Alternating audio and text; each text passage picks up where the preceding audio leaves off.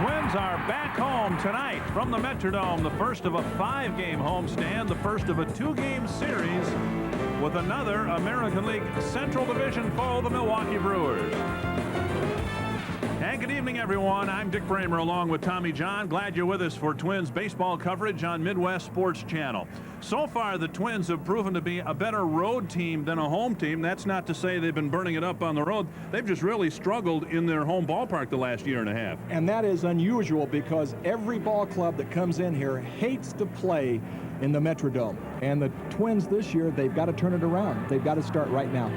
The Twins have won just 2 games in their home ballpark so far this year. They'd like, to, of course, to put together a nice homestand here with the Toronto Blue Jays coming in for 3 after this series. Tonight, pitching matchup, Jamie Navarro against Scott Erickson, 2 pitchers who are trying to recapture the magic of a couple of seasons ago. When you struggle like Scott Erickson has, it seems like everything you do is wrong. Sometimes I think it might be better just to go out and say, hey, here it is, hit it, I can't do any worse. And Jamie Navarro has suffered with some of the same problems Scott Erickson has. He had a very disappointing year last year and is off to a mixed start so far in 1994. You see the Brewers' new uniforms. We'll tell you a little bit about their new look when we return to the Metrodome in just a moment.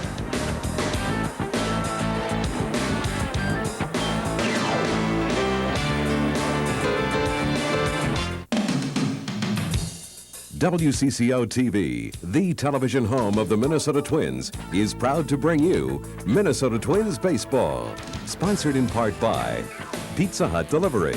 In the Twin Cities, call 488-8888 for Pizza Hut Delivery.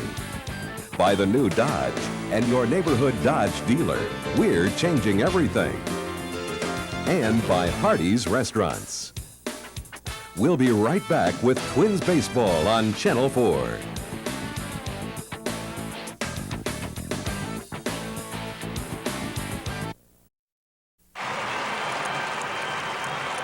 The Twins have just taken the field, and Scott Erickson taking the mound for just the 2nd time in his home ballpark in 1994. He has won just 1 game this year, and that came in his lone Metrodome start earlier this year.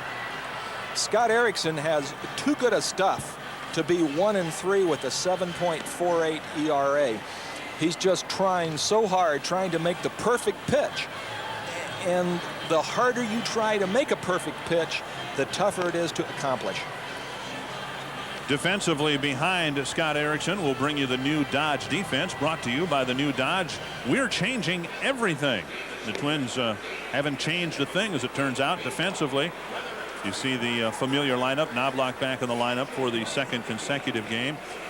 And it will be interesting to see how Rich Becker fares tonight.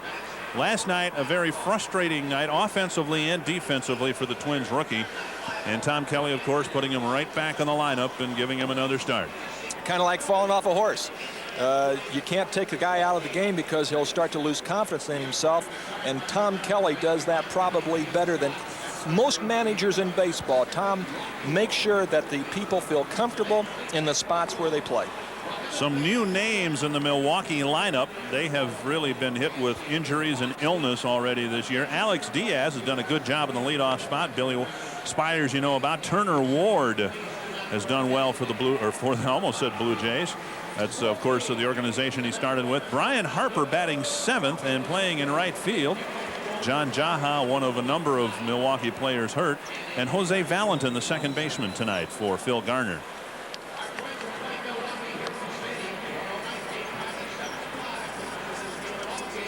Scott Erickson just about ready.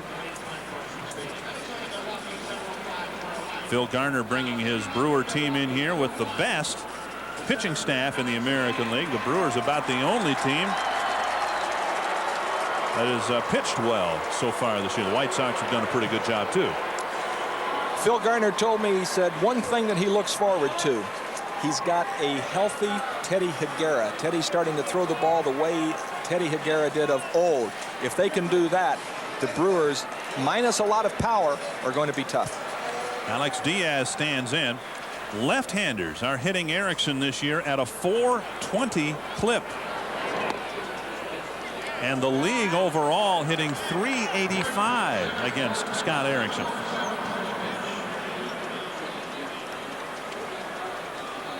Diaz taking ball one. Hit hard to center. Very similar to the plays last night that Becker misplayed. Hit not quite as hard, but I'm sure Becker feels pretty good about that first ball being hit right to him. Kind of like that football player coming off an injury that you want that first hit to take you so that you can get back into your game. First batter up, hits a fly ball, tests Rich Becker out. One down on the first, and Billy Spires stands in.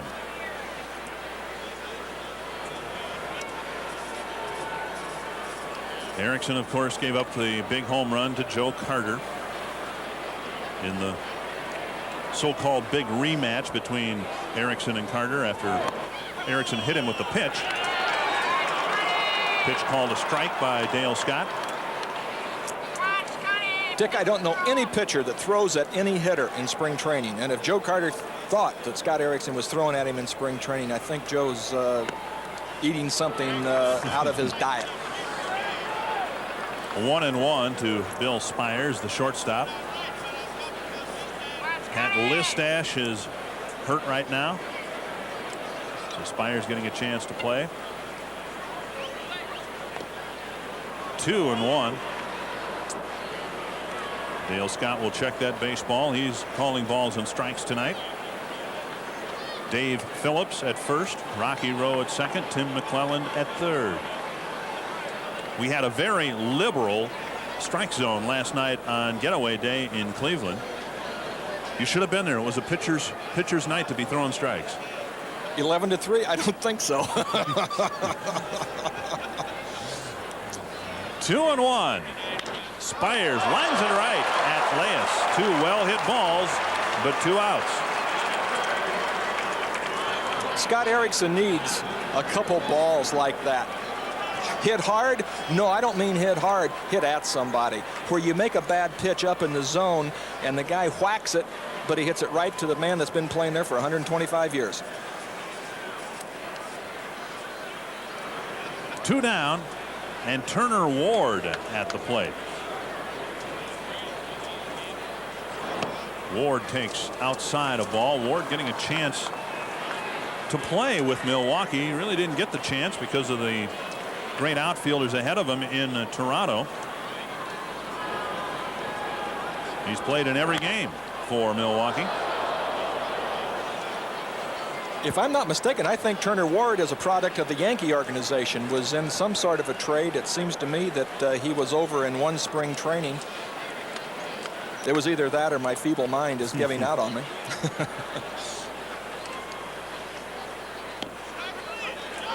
A strike, and it's 1-2. Ward was indeed in the Yankee organization with the Cleveland Indians parts of the last 3 years with the Toronto Blue Jays. Waived by the Blue Jays in November and picked up by the Brewers.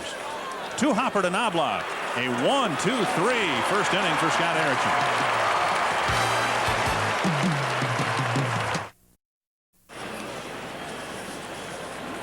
To the bottom of the first inning, no score. The Twins Tires Plus lineup tonight has Alex Cole in the leadoff spot, followed by Knobloch and Puckett. You'll notice Matt Wallback moving up to the number 6 spot because he's swinging the bat a little bit better. And then the bottom 3, Scott Leas, Rich Becker, and Pat Mears. And they're facing big right-hander Jamie Navarro. Jamie Navarro is a huge pitcher, about 6'5", 230 pounds plus. And that was his problem last year. He came to camp overweight, out of shape, and it took him half the season to get back in pitching shape. Behind Jamie Navarro, John Jaha, Jose Valentin, Billy Spires, Kevin Seitzer, Dave Nilsson in the infield, Turner Ward, Alex Diaz, and Brian Harper in the outfield. It's the first game that he's played in right field. He played some in left field earlier this year. Brian, of course, was a utility player before coming to the Twins. It was only with the Twins that he was an everyday catcher. And Brian still has lots of fans in this area, and some fans are still upset that he is not back with the Twins. I think by now you know the story. The Twins did not pick up the option of on his contract. And he found the market a little soft for him and ended up signing with the Milwaukee Brewers. Alex Cole bunts. You know, the idea there was to try to get it past Navarro. You talked about his weight. He's not very mobile. He's had a history of hamstring problems, and Cole just tried to get it hard enough to get it past Navarro, but didn't succeed. This is Alex Cole's game. Although the infield plays in on him, he has tremendous speed. Use it. Get the ball by the pitcher. That's an easy base hit. One away in the first, and Chuck Knobloch at the plate.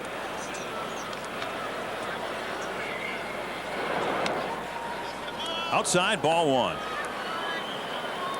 Knobloch with a couple of hits in last night's game in his return to the lineup after being hit in the ribs by Mike Timlin in Toronto. 1-1. Being hit in the ribs can be a very painful and debilitating injury. Dave Winfield missed over a week of spring training with a similar injury. Knobloch inside outs it to right field. Chuck Knobloch did a good job of hitting. Took a little sinker on the inside part of the plate. Got his hands inside the ball, and watch this. He goes inside out. That's a good piece of hitting. If he tries to pull it, it's probably a ground ball shortstop. Knobloch at first, one away, and Puckett at the plate. Kirby has hit in every game but one, and came within a foot last night of hitting his second home run of the year.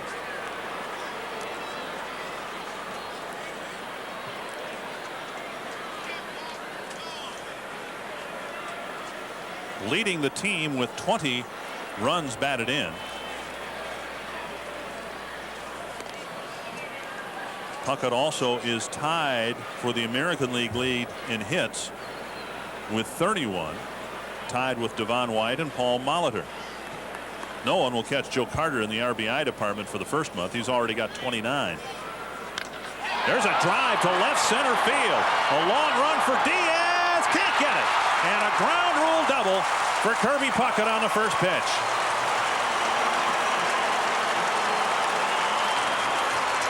That ball was scalded. that's an understatement right there. Kirby Puckett is a notorious first ball hitter, especially with runners on base. I'm surprised if they threw him anything close to a strike on the first pitch. Establish what Kirby's going to try to do, and you know he's going to swing. And that ball was too good of a pitch, and he was lucky Kirby didn't get any lift on it. See Knobloch frustrated because he clearly would have scored had that ball not hopped over the wall. Now Herbeck.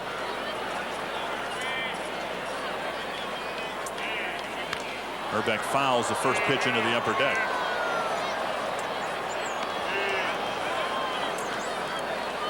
They are playing Herbeck to pull the ball. Look where Jaha and Valentin are playing. There's a huge gap where a second baseman would normally play, and third baseman Seitzer's playing almost even with the bag on the left side.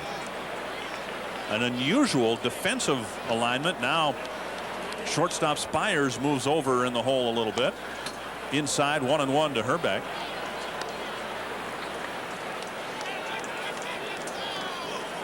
We've seen an assortment of shifts on Herbeck. We've seen some people play him straight away and just play a normal defense. This, Herbeck can get a run in by going the opposite way. And they're pitching into the shift, and not many teams will do that in this ballpark. We saw, I believe it was Oakland earlier this year, put a shift on with Herbeck, but then they pitched him more to the outer half of the plate. If you're going to put a shift on, you've almost eliminated the inside half of the plate. The pitcher has got to pitch outside half and changeups. Again fouled into the upper deck. 2-2. You will not see many teams in this ballpark challenge Herbeck inside. There the catcher sets up outside, and Navarro got the ball up but had enough juice on it to get it by Herbie. Of course, when they pitched inside, they did not throw strikes inside. Now 2-2. Wow. 3-2.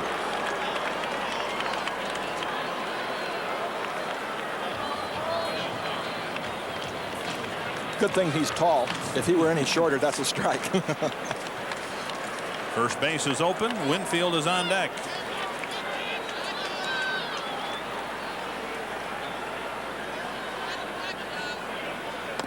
And he walked him. And the bases are loaded for Dave Winfield.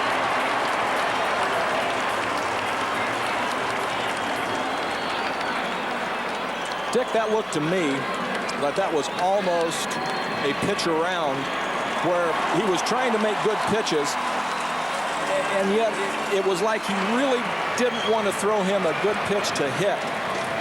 And I don't like to see that from a pitcher standpoint. If you want Herbeck on first base, go out and give him 4. If you want the pitcher to get him out, then pitch to him, and you have to take the consequences. If he gets a base hit, you're down 2.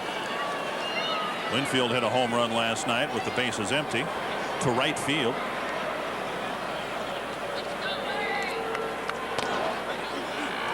A belt high strike.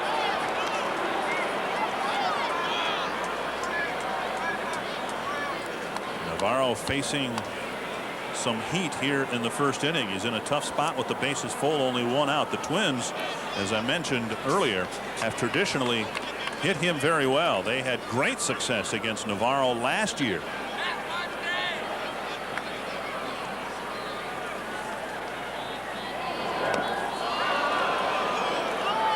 Oh, they say no swing. Dave Phillips says no, sir.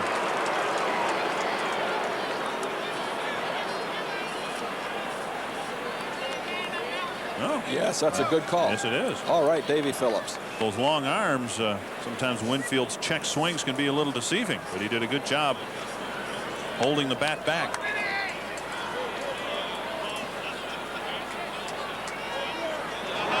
Whoop. Not so good a job holding the bat back that time. 1 and 2. That's that slider that David just can't reach, and he goes ahead and he swings at it anyhow. And how many times? I think he leads Major League Baseball in bats thrown and distance that the bats have traveled. In 1993, the Twins faced Navarro 3 times and beat him all 3 times. Navarro had a 12.21 ERA against Minnesota in 1993. He struggled in his last 2 starts, and now right away here in the first inning he's in a big pickle.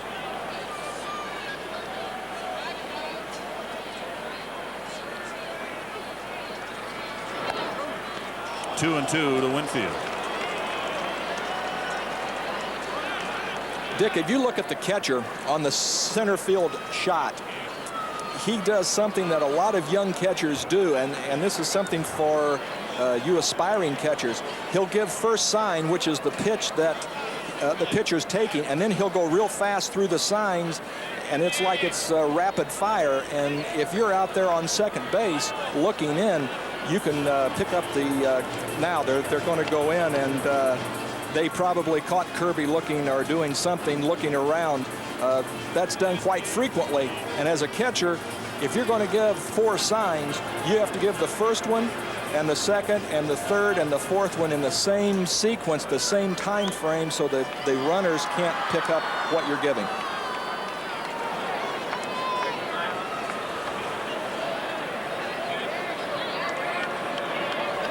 Two to Winfield, 1 out. The base is full of Twins.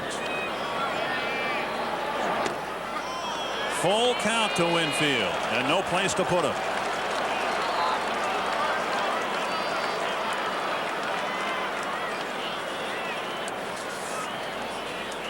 They changed signs there because they had been going with the first sign, and the problem is the infielders have to know where what you've switched to also.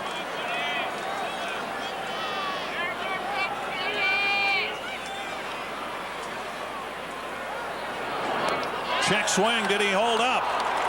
Yes, he did, and the Brewers walk in a run.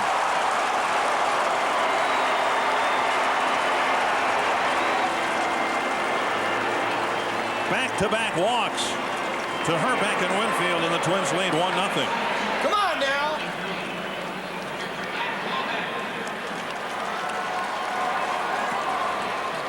That was a good team effort by Dale Scott and Davy Phillips. David took the swing. He held it up. They appealed, and Dale Scott looked right down at Phillips. Did he or didn't he? Wallback pulls it. Nice stop by Jaha. He's coming home, and they got him. What a play by John Jaha at first base from his knees, getting the force at home.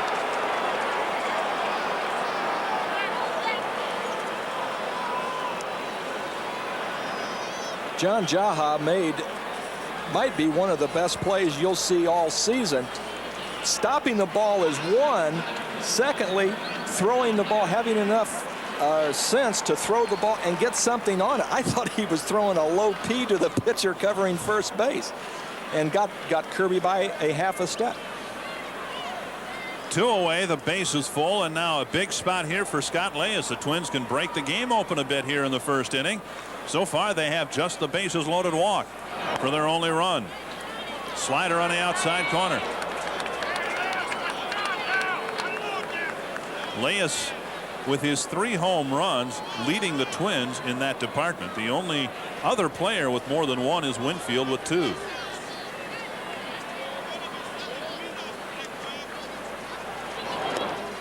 Another check swing, 1-1. As hard as Navarro throws, which is in the low 90s, he's not really a strikeout pitcher. He has very low strikeout to innings ratio, and you would think as hard as he throws, he just doesn't have a good quality breaking ball. Leyes swinging at ball 2. Instead, it's strike 2. Scotty got caught swinging at a high fastball.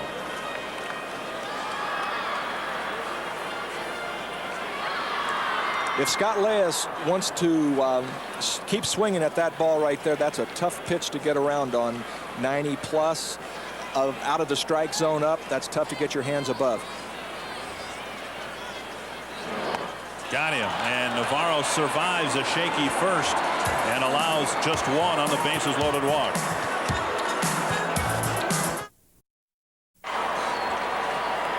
Twins leading at 1-0 as we go to inning number 2. And standing in for just the 10th time this year, Greg Vaughn. He has 7 at-bats. He has had an assortment of injuries, the most recent of which is a pulled rib cage muscle. He was just activated today. He spent the earlier part of the week in Beloit, Wisconsin on a rehab assignment, and the rib cage muscle pull still bothers him.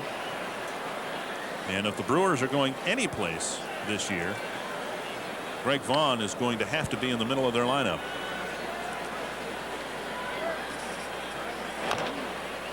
One and one. If the Brewers get Greg Vaughn healthy and back on track, if he has any kind of a year that he's had in the last 2, where you can add about 30 to 35 home runs and 90 plus RBIs with the pitching that they have, they could be tough. 1-1 to Vaughn. 1-2. The Brewers have suffered through, and it's hard to say suffered because they're sitting there at 11-8, half game out of first, but they've had so many injuries already this year. To Vaughn, Darrell Hamilton, a perennial 300 hitter, Pat Listash, rookie of the year a couple years ago. 2-2 to Vaughn, but the pitching staff has remained relatively healthy, and teams struggle when they don't get good pitching, and teams excel when they get good pitching. The name of the game is pitching and defense, and if you've got a good pitching staff, you can go a long way with mediocre offense. Half swing, did he go?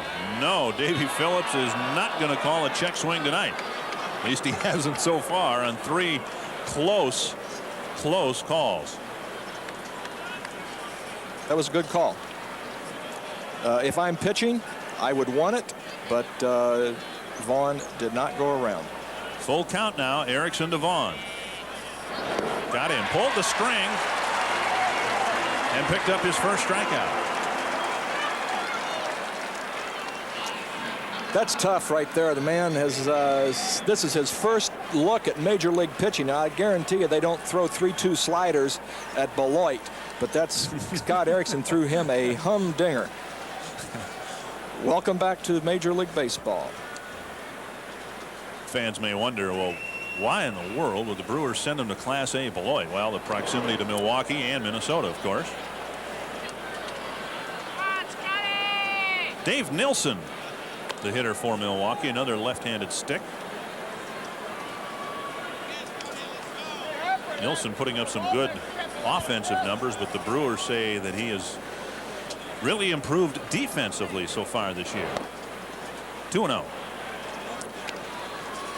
He had a very poor year last year throwing runners out. I think below 25% of the base runners he threw out, and I think he practiced throwing boomerangs this winter. High chopper. Erickson makes the play himself. Fine play by Erickson. 2 away. Operators are standing by tonight. It's always fun when the Brewers come to town, and also get a chance on this homestand to see the two-time defending world champion Toronto Blue Jays. 33 Twins, 1-800-33-TWINS are the numbers to call tonight, or tomorrow night, or the night after that. Mostly night games in this homestand. The Cheeseheads are here.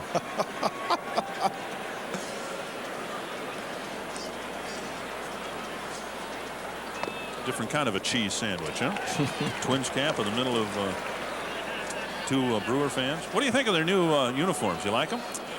Yes, I do. I think they're colorful, but if you look closely at them, they have a little green and a little gold. Sal Bando designed them, a little green and gold, Oakland A's. Puckett on the track has it. Another 1-2-3 inning for Scott Erickson on the Sherwin-Williams scoreboard.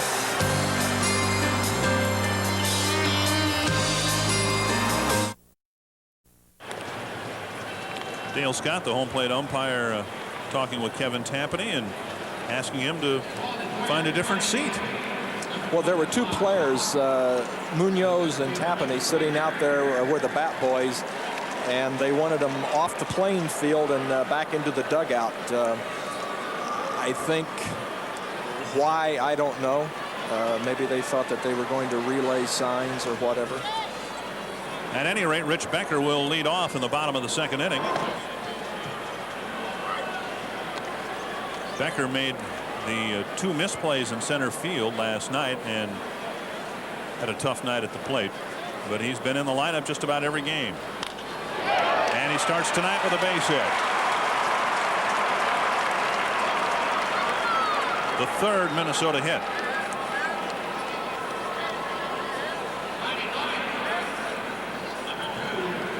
Nothing better than coming off a poor night offensively and defensively. Your first time up, you get a base hit. The first batter of the game hits a line drive at you in center field, and really makes you feel good. You get off the schneid and start feeling good about yourself again. Could see Becker running to first. He doesn't wear gloves when he hits, but on his way to first in the base hit, he wanted his sliding gloves, and here's why. Becker steals second, the ball rolling away from Nilsson, but no chance for Becker to advance to third.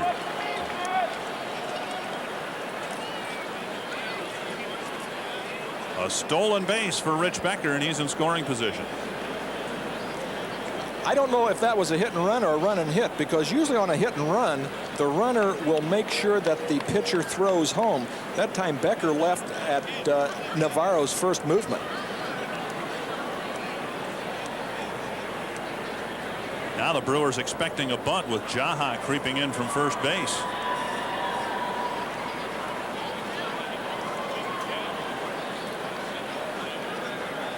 Strike one to Mears. The Twins leading 1-0.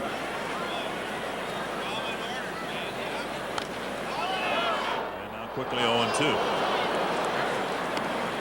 And Gardenhire, of course, the third base coach for the Twins. And Wayne Terwilliger across the diamond. Wayne really impressed with Jacobs Field in Cleveland. I think everyone was. Mears pulls it to third. No chance for Becker to advance. Throw across from Seitzer to Jaha for the first out. short night for you tonight. The first Oscar Mayer Twins Talk luncheon of the year is tomorrow at 11:30 at the Dome. Tom Kelly will be there. Matt Walbeck, Phil Garner, and TJ, Tommy John will be there. Season ticket holders are invited to attend. 33 Twins, 1-800-33-TWINS. If you are a season ticket holder or a guest, you can call that number for more information. Alex Cole, the hitter, tried to bunt his way on to start the ball game. Navarro made a nice play, and there's strike one. Pat Mears took the first pitch and tried to hit it to the opposite way, going against normalcy, which would be a bunt. This early in the game, that was a good move. There goes Becker to third. The ball grounded to Jaha. He'll make the play himself and keep an alert eye on Becker. Becker took a big turn at third. He had the base stolen if Cole had not offered at it. Got a huge jump, and Seitzer was playing well in front of the bag at third.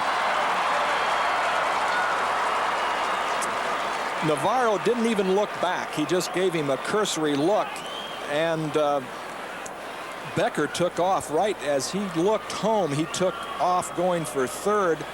Some hitters, Dick, some hitters can see that, and they'll hold up on their swing knowing that the runner has third base stolen. Knobloch at the plate.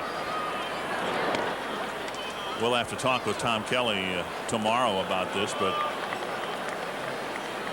I'm sure from his standpoint he would love to get Becker on base right away as he did tonight and get him into the flow of things and try to have something positive like a second inning run, pick his spirits up a little bit. And sure enough, he went on the first pitch from first base, on the second pitch at third base,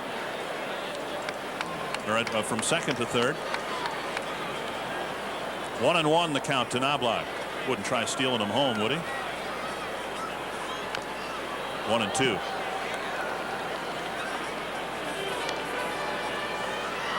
Navarro giving Becker a look at third base from the full windup position. Billy Hatcher stole home over the weekend, but that was with Chuck Finley on the mound, a left-hander who went from the full windup.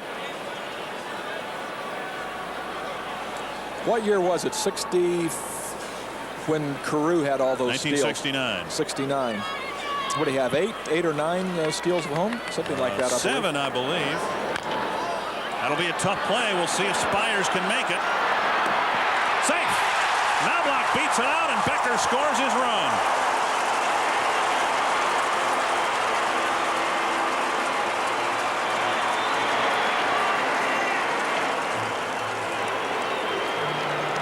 Good legs and an AstroTurf. That's a base hit. Takes a slider and gets on top of it and drives it into the ground, and Spires makes a good play out of it and just gets it hung up. And I'll tell you, that was Davies got that safe sign going out all over the place. That was a very close play, and looked on that replay as if Knobloch could very easily have been called out without much of an argument. Puckett at the plate.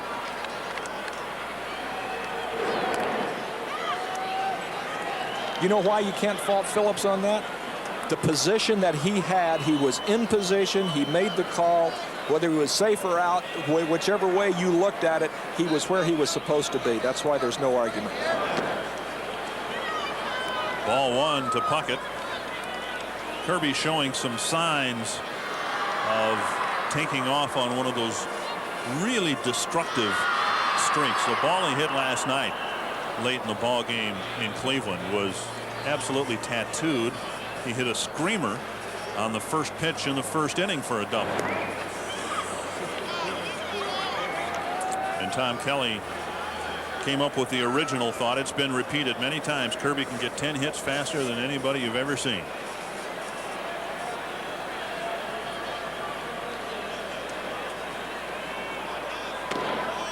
One and one. That's because Kirby goes up there swinging. A lot of hitters in this day and age like to take the count deep into the 2-2, 3-2. Kirby sees that first white thing spinning coming to the plate, and he's whacking. Over the years, there's no question the strike zone has diminished. If it ever expands, it probably would affect Kirby the least. or the Twins as a team the least, because as a team they go up there hacking.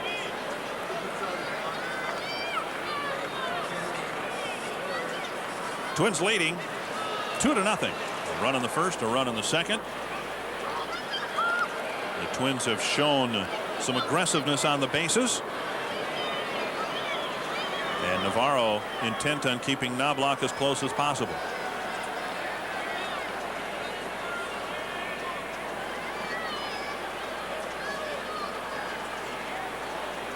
Oh my, safe again. They got Knobloch leaning that time. You could see on the carpet there how he really churned up the dirt in trying to get back. No argument from Jaha, but it looked to be a very close play again.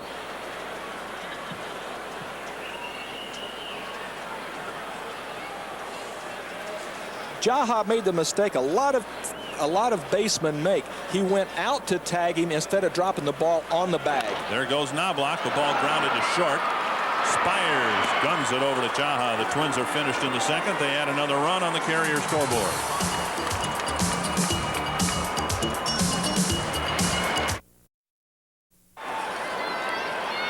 Right fielder Brian Harper of the Milwaukee Brewers leads it off in the third inning. First pitch, a strike. Harper got a nice round of applause from the fans here. And as he stepped to the plate, a little nod back at his replacement, Matt Wahlbeck. Non-typical Harper numbers, but he's had some injury problems as well. Some hamstring troubles. 1-1 to Scott Erickson. This is an interesting confrontation here. Bounce to the right side. Knobloch to Herbeck. Harper retired. Harper and Erickson never quite meshed as a catcher-pitcher combination, where Scott always in 1991 had Junior Ortiz, and also in 92. And in 93 and 94, Lenny Webster did the bulk of the catching. Did you ever have a catcher who was a fine catcher, but for some reason you and he weren't on the same wavelength? Yes, that would happen quite a bit. In fact, a guy that played with the Twins here, Butch Weininger, sure, a very, very good catcher. I just had a hard time getting into sync with his calls. I preferred Johnny Oates, and at that time I couldn't get him, and you had to take with whatever pitcher or whatever pitcher was out there. Oates would play once every 2 weeks, and if it was your day, you happened to game. But Johnny called a very intelligent game, and I'm sure that Scott Erickson would like to see that kind of a catcher back there, a little thinking man's catcher. 1-1 to John Jaha.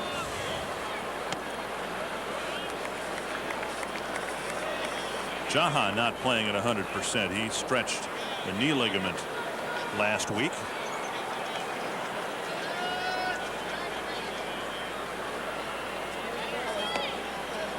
Breaking pitch misses. Now 3-1. The Brewers don't have a base runner yet.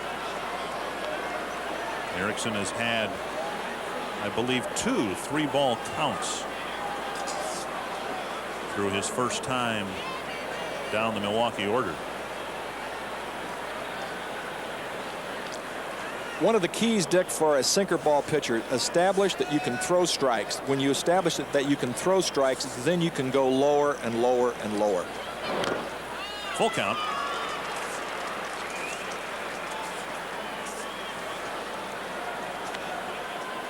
Without researching it and looking it up, I would venture to say that this is the first time Erickson has put back-to-back 1, 2, 3 innings together this year.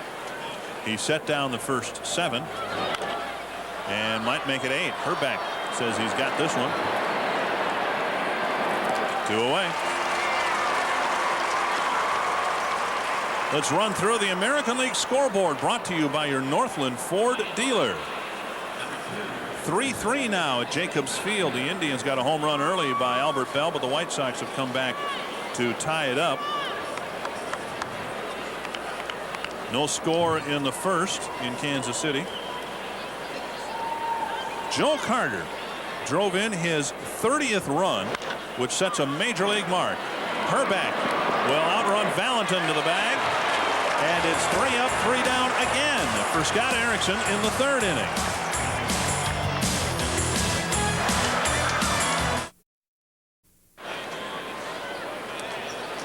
Ken Herbeck leads off the Twins' 3rd inning against Jamie Navarro. In the dirt, ball 1. Herbeck walked to load the bases in the 1st inning. Winfield followed with a walk to plate the 1st run of the ball game.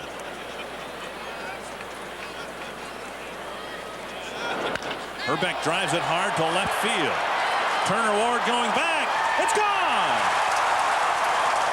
The Twins finally get a home run with the plexiglass down.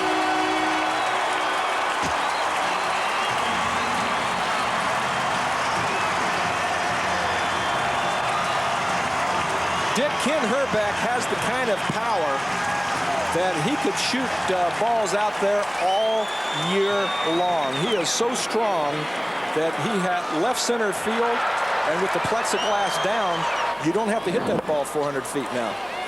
And again, they shifted him and pitched outside, and Herbeck has very good power that way. It's the first home run the Twins have hit that would not have been a home run last year. And the plexiglass count now is 5-1. Winfield rips at the first pitch and fouls it back.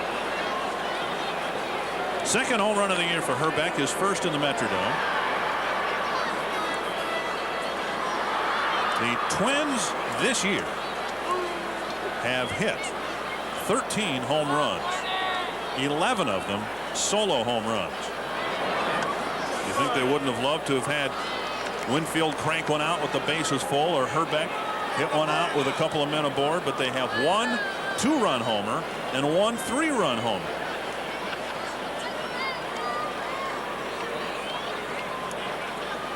Tonight they have a 3-0 lead. Winfield has an 0-2 count.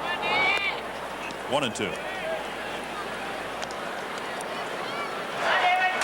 Here's a picture of Herbeck's swing on the home run. Seam step into the ball, and the ball was maybe just off the outside corner.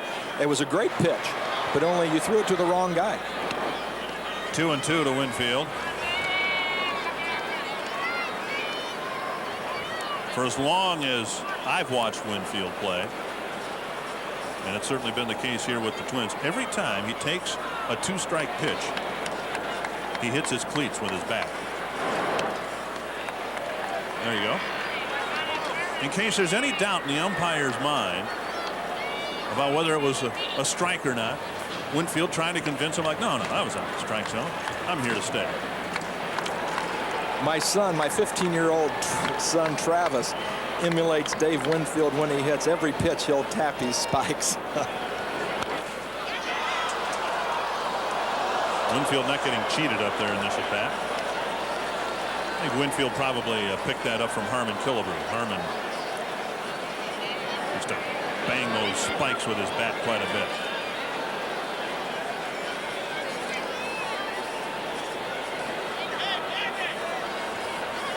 Full count to Winfield. High fly ball deep down the left field line. Ward kept his eye on it, made the play. 1 away.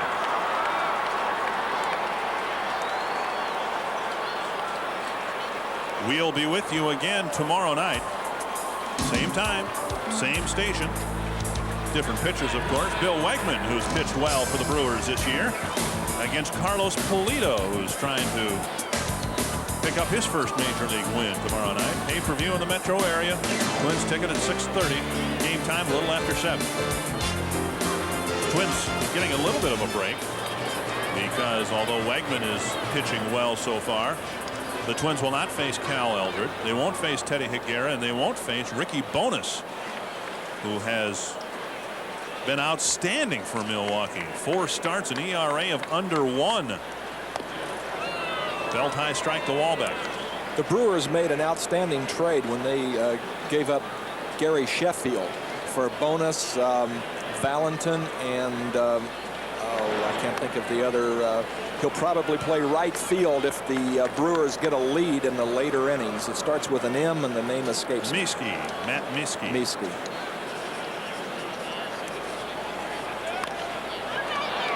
Fly to short left. Spires going out. Ward coming in.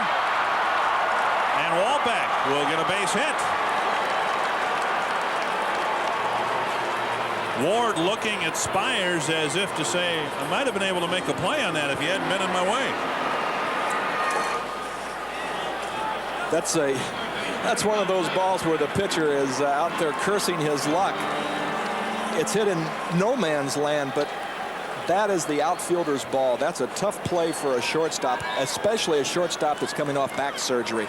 The outfielder has to take charge and come wheeling in there as fast as he can because Turner Ward has good speed. Leyes takes up and in, ball one. Twins leading here 3-0. Leyes struck out with the bases full in the first. For the third out.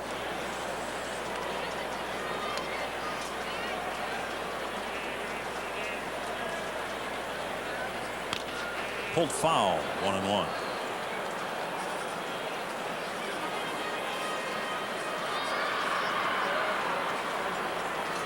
There are more important things going on in the world these days, and I suspected you probably had a number of dealings with former President Richard Nixon, and that was the case. Yes, of course, his funeral tonight. We used to converse quite a bit when he would come to Yankee Stadium. He would sit up in George Steinbrenner's box and sometimes sit down on the field. Obviously, I couldn't talk with him when he was down on the field, but I loved to talk baseball to him. Never talk politics or anything like that. Talk baseball, and he was extremely knowledgeable about baseball. There goes Walbeck. Leyes swings through it. Nobody home. And Spires does a fine job diving to keep that ball from going into center field. Nielsen pulled the trigger on his throw, but nobody bothered to cover the bag. Ladies and gentlemen, you will see that in high school ball. You'll see that in Little League ball, and you would think you wouldn't see it in big league baseball, but you do. Signals were crossed up. Who's going to cover? It was a simple screw up. Another runner in scoring position, a 1-2 count to Scott Leyes.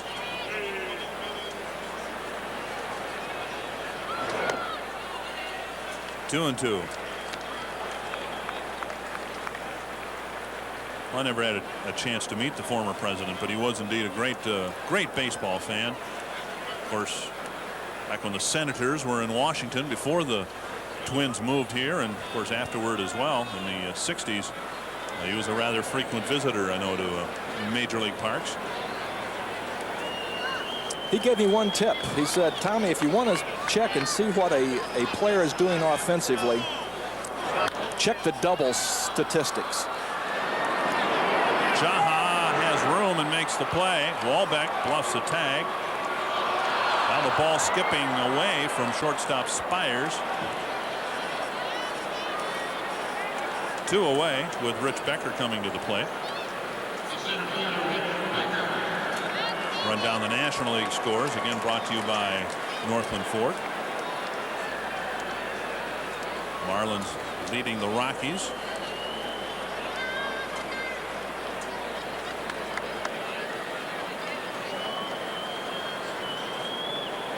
Two away in the third inning. The Twins leading 3-0. Rich Becker singled and scored in the second.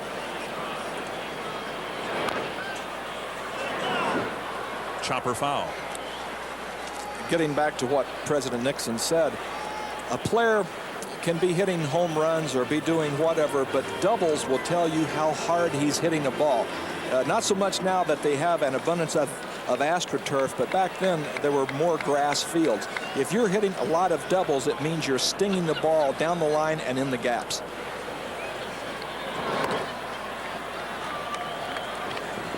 One and one the count.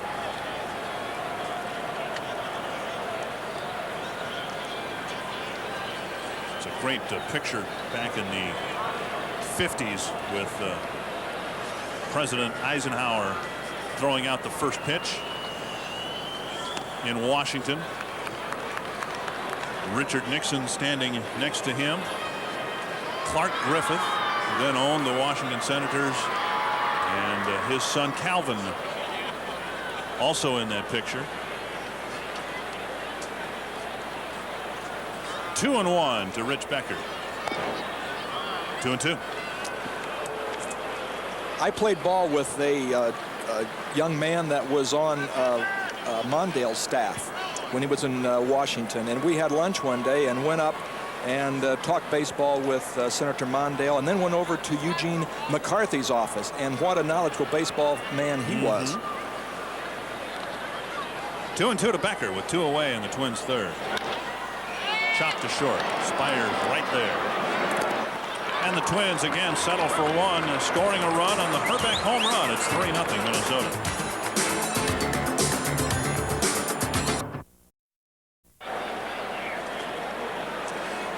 If Scott Erickson sets down the Brewers 3 up and 3 down in this, the designated snapper mow him down inning, you could win a snapper lightweight walk more. Register to win at your local participating snapper dealership. Mabel Forum half. Registered at Jerry Small Engine in Gaylord, Minnesota. She's our contestant, and she's hoping for one more 1-2-3 inning from Scott Erickson. Erickson has been perfect so far through 30 innings. He has 1 strikeout, 4 grounders, and 4 fly ball outs.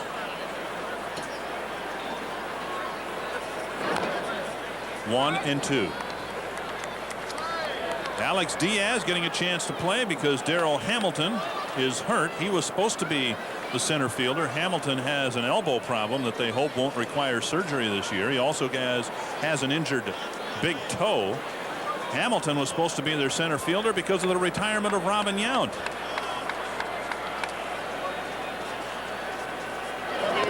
Two and 2. Brewers and Yount reaching an agreement about his retirement. Milwaukee feeling that Hamilton would be their center fielder of the future, and the future was now. But now he's hurt, and Alex Diaz gets a chance. Got him looking. Second strikeout for Scott Erickson.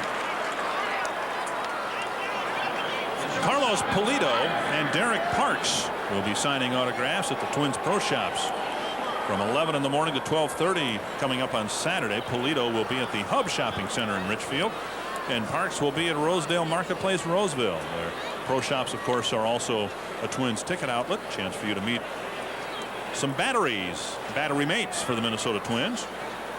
10 up, 10 down for Erickson. Here's Bill Spires.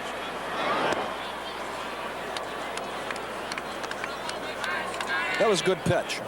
That so many times a pitcher can fall into a habit of sinker, sinker, sinker. That was a good straight fastball, low and in. Slider missing low. 2-0.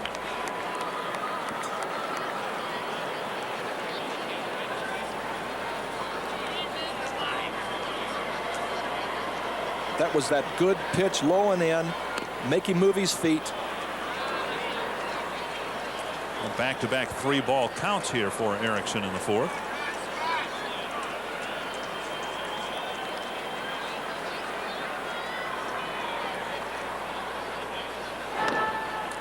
On the outside corner, 3-1. I had a manager ask me one time, and I couldn't tell him the answer. He said, if you guys can throw a strike 3-0 95% of the times, why can't you throw it 0-0? Spires becomes the first base runner of the ball game for Milwaukee.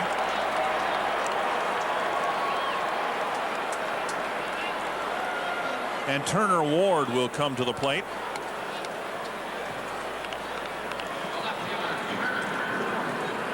Ward bounced out to Knobloch to close out the first inning.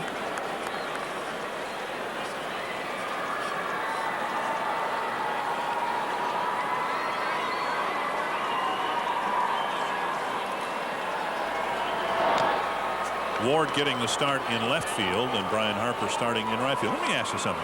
As a pitcher, did you really value the reports given to you by the advanced scouts? No. And I'll tell you why. Because I pitched uniquely. I was probably a 95% fastball pitcher.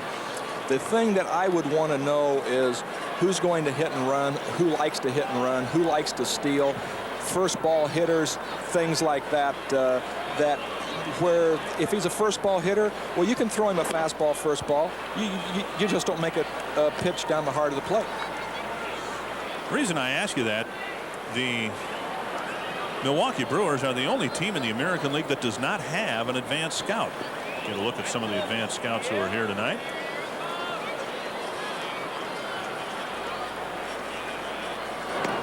The Brewers in the American League and the Expos in the National League, I believe, are the only teams that, for financial reasons, do not have an advanced scout. With as many games that's on television, you could almost get you a satellite and have somebody sit at home and chart the games off satellite. Wasn't it Marge Schott a couple years ago who said, well, why do I need to pay for scouts anyway? All they do is sit and watch baseball. Strike on the outside corner, 2-2. That's why they sent her dog out to you would go to the games and Marge, the Reds were there if you saw Shotzi sitting back of home plate with the brandy keg under his chin. 2-2 to Turner Ward. One away. We're in the top of the fourth. The Twins leading 3-0. Foul tip. No. A swing and a pitch in the dirt. And Ward strikes out. Third strikeout for Erickson. That was a good pitch. It was a great call for something off speed, and that was a slider down and right over the heart of the plate. Turner Ward very aggressively swinging the bat, and that's what I'm saying. If you can get the point in the count where you don't have to throw a strike, the batter has to swing at what he thinks might be a strike. Greg Vaughn struck out in his first at bat.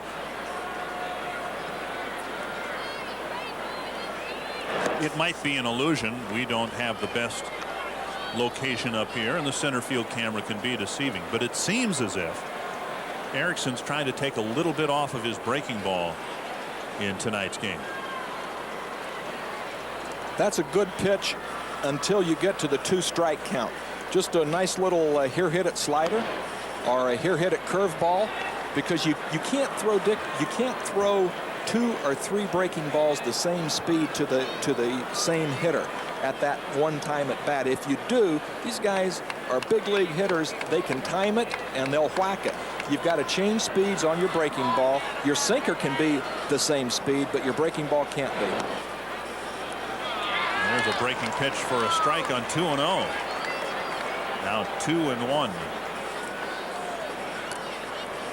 You saw Vaughn's numbers against the Twins last year.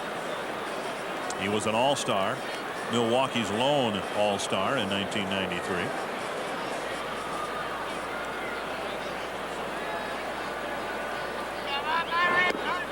Check swing, 3-1.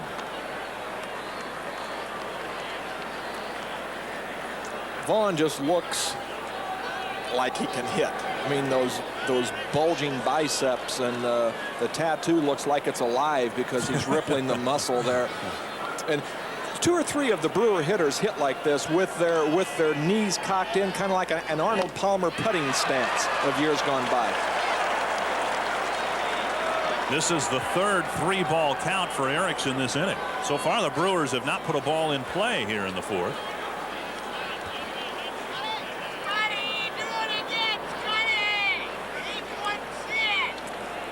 Erickson's been throwing a lot of 3-2 breaking balls. He's struck out Vaughn last time on a 3-2 breaking ball. This is where the contest, this is the game inside the game. Vaughn says, okay, he struck me out last time. What's he going to do now? He could be guessing breaking ball. Grounded to short. Mears has it. Throws on the run. And it's another hitless inning for Scott Erickson on, appropriately enough, the Erickson scoreboard. The Twins lead 3-0. 3-0. The Twins lead it. We head to the fourth. And Don Rowe coming out to talk with Jamie Navarro.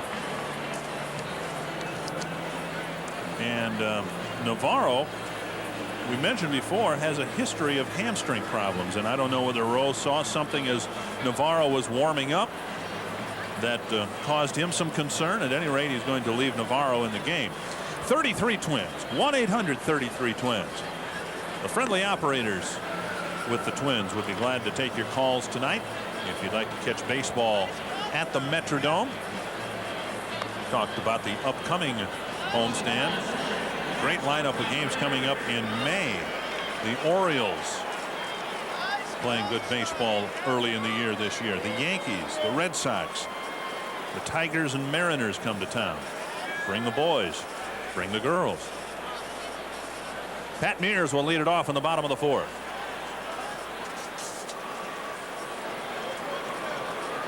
The best thing ball clubs can do is get the kids involved in the game, because if you get kids involved in the game, Dick, they're going to grow up and they're going to be fans somewhere down the line. 1-0 the count to Pat Mears. Now you said that Sal Bando came up with the color combinations.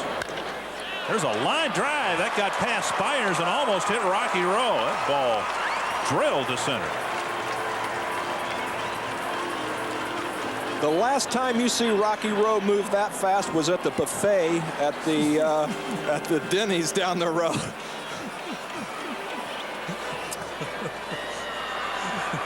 That ball was just a fat fastball, and look at that, going after the Rock Man. Mears stung that. A short, quick stroke, and Rocky had short, quick steps. Alex Cole, the hitter. The Twins have 7 hits. Pitch up high. Cole admitting in our pregame show that he spent some time on the phone over the last couple days calling people and telling them about his first major league home run.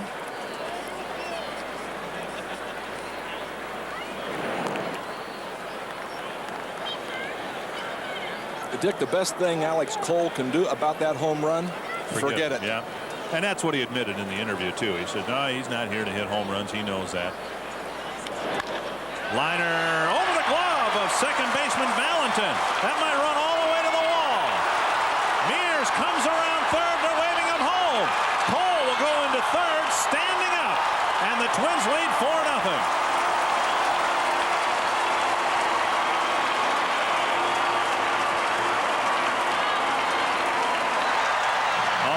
Just over the glove of the second baseman, but on the rug, it ran all the way to the gap. And Cole ran all the way to third base. Valentin almost made a great play on this, and Pat Mears had to hold up. Could not go any farther than a few steps off first base, because if that ball's caught, he could be doubled off. When he saw that he missed it, Mears took off, and Cole wasn't too far behind him going in. Mears was just rounding third, and Cole was coming into third. And you saw there one of the reasons why the Twins never put Brian Harper in the outfield on artificial turf. He does not run well. It's unfair to expect Brian to be able to cut that ball off, but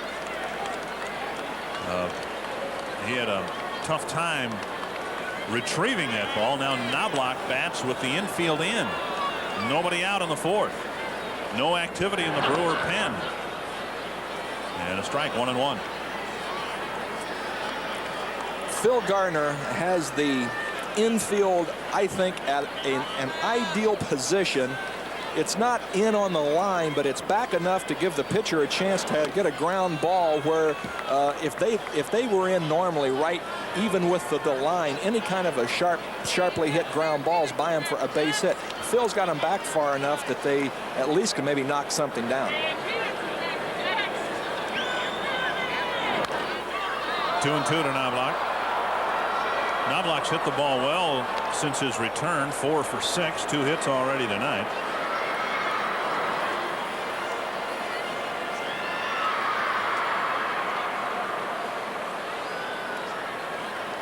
Now some activity in the Milwaukee bullpen. It's Dwayne Henry. Excuse me, Doug Henry. Chop to the right side. Twins did not have the contact play on. Knobloch retired for the first out.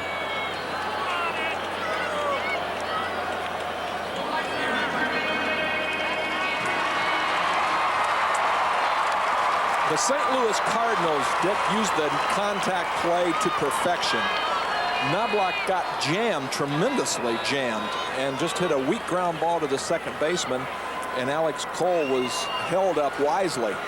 But if you have a contact play on, you can score even on that ball.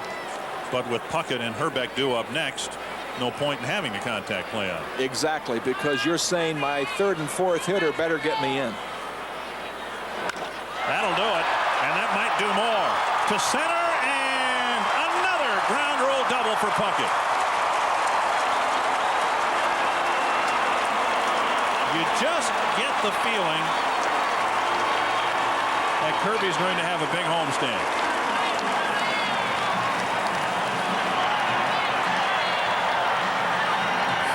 Minnesota. Navarro obviously is not fooling Kirby Puckett with any pitch that he's had so far, and he's challenging him with fastballs. And you don't challenge Kirby Puckett first pitch down the heart of the plate with a fastball unless you want to see that happen 9 out of 10 times. Herbeck will walk intentionally to put runners at first and second. It will be the 12th walk for Herbeck this year.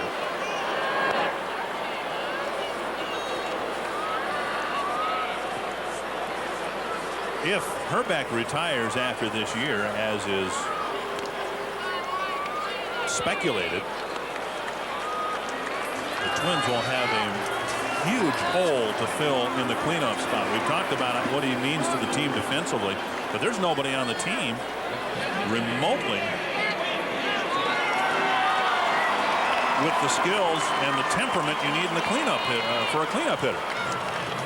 Well, if he retires and if the trades are made that are being rumored, that's going to free up probably around $10 or $12 million worth of salary, so you can go out and get yourself a pretty nice little cleanup hitter. Winfield walked with the bases full in the first, and now time is called. I mean, it takes a special hitter to fill the cleanup spot. The White Sox, of course, went through that last year. Frank Thomas really didn't feel comfortable in the cleanup spot. Robin Ventura didn't feel comfortable in the cleanup spot. Now a ball rolling free from the Milwaukee pen, and we have another stoppage of play. That's got to be encouraging for a manager.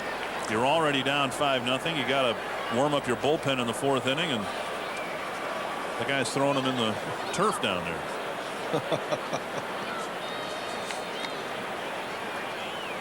That's how Ralph Branca got into the game, to throw the home run ball. That's right. To Bobby Thompson. On the outside corner, strike one. Carl Erskine was warming up alongside of him, and Erskine had bounced about 3 ground balls or 3 curve balls in a row, and they called down and asked Clyde Sukeforth, the bullpen coach, who looks good, and they says, well, Erskine's bounced his curveball, and they said bring in Branca, and the rest is history. The history was made.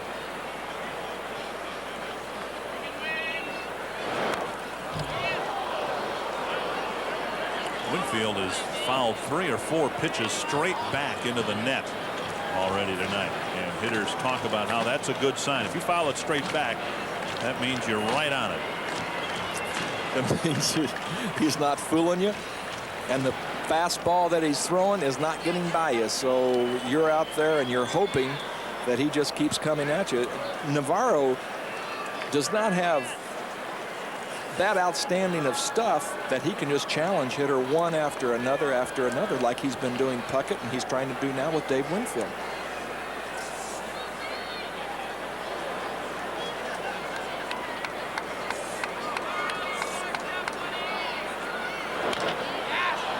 Chopper to third. The Twins will survive. They're calling him out.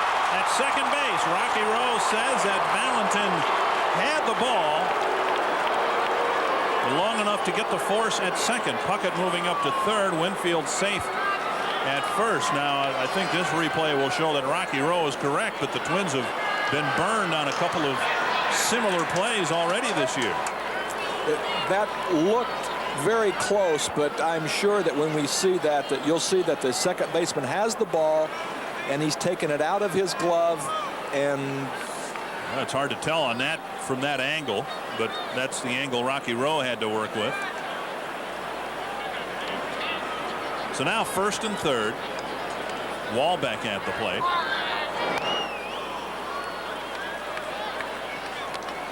Matt has the average up to 211 with a 1-for-2 night so far.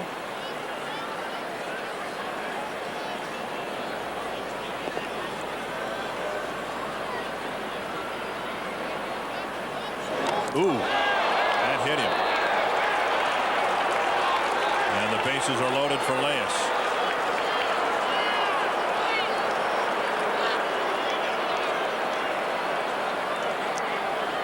That ball was dangerously close. Watch this. That ball is right at that shoulder.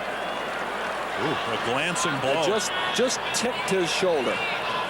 But now Wahlbeck does a good job. That is the way you're supposed to get out of the way of a ball, is turn away from the pitcher, and if the ball hits you, it gets you on the shoulder or back.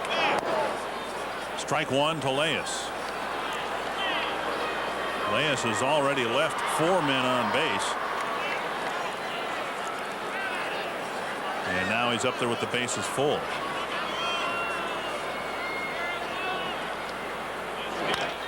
Grounded to the right side. Valentin to Jaha. The Twins scored 2 more in the fourth. They lead at 5-0 on the Sherwin-Williams scoreboard.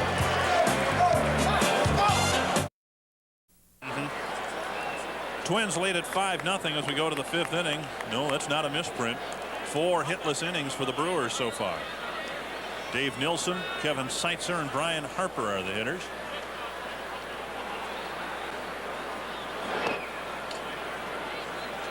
Ball 1 to Dave Nilsson. Nilsson took over last year for B.J. Surhoff, who's moved around a number of different positions for the Brewers now. 1-1. Surhoff, we neglected to mention, is also hurt. He's on the disabled list with a pulled abdominal muscle. And he's one of their better players. Oh, what a great job of pitching inside by Erickson. He jammed Nilsson and got an easy tapper back to the mound, 1 away. Rain, blow, gum, and the Twins are offering kids 6 to 16 a chance to be a celebrity bat boy or bat girl. We had them at the ballpark here earlier today. Winners receive Twins souvenirs and 4 tickets to the game. Entry forms are available at the Twins ticket office and must be received by May 12th. No purchase necessary. Void where prohibited. Dick, in baseball we have a term that's called getting in your kitchen, and that means getting jammed. Nilsson was jammed so bad that he got in past the kitchen, that was in the bathroom.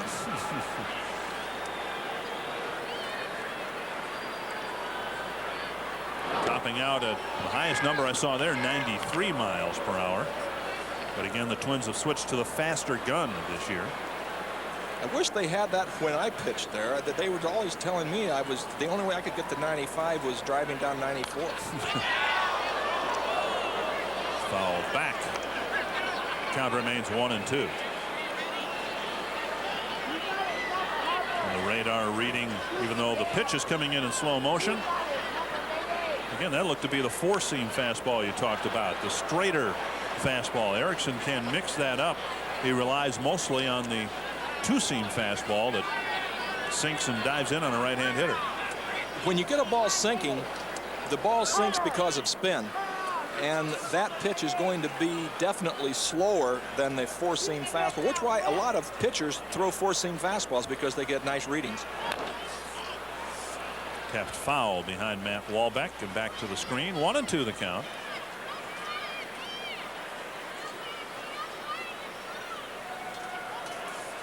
When Seitzer first came up, he had an unusual, he was back off the plate another foot and a half. 2-2. And would try to hit every pitch to right center and down the line, and you had to pitch him and play him as if he were a left-handed pull hitter.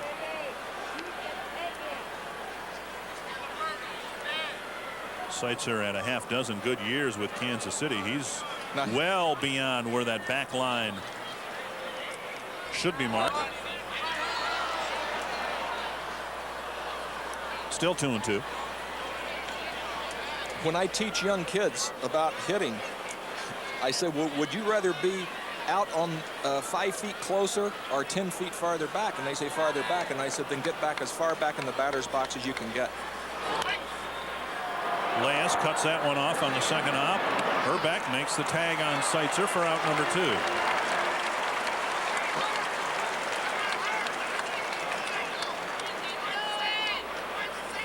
Leas shaking his head. Not a strong throw from Scott on that ground ball. He set himself well to double cocked and then just threw a sinker into the base runner, and Herbeck got off there like a first baseman should and just made a sweep tag as the runner came by. Erickson mixing his fastball up a little bit, getting a few more ground balls here in the middle innings. Here's a prediction based on nothing other than a hunch. Harper will get the first Milwaukee hit here, even though he's behind in the count 0-2. How many times in a Twins uniform did Harper get behind in the count 0-2 and then deliver a hit? Little fly to left, should be caught by Cole. Another 1-2-3 inning for Scott Erickson. He's had 4 of those already, and he's got a no-hitter through 5.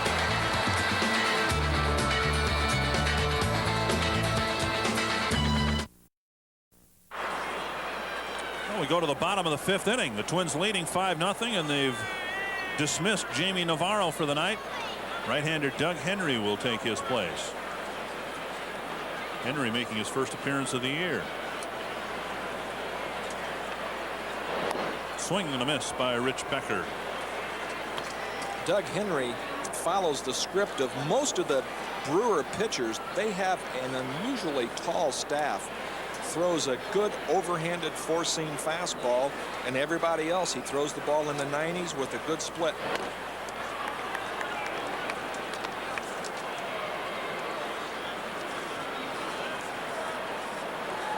Henry was just activated from the disabled list today. Spent some time both AA and AAA, El Paso and New Orleans. Had some tendonitis in his right shoulder. Really struggled in the closer's role last year for Milwaukee after having some success in 1992. And he, I don't think, is in their closer's plans for 1994. That'll be a tough play. Spires going back, and he makes it. Nice play by Billy Spires.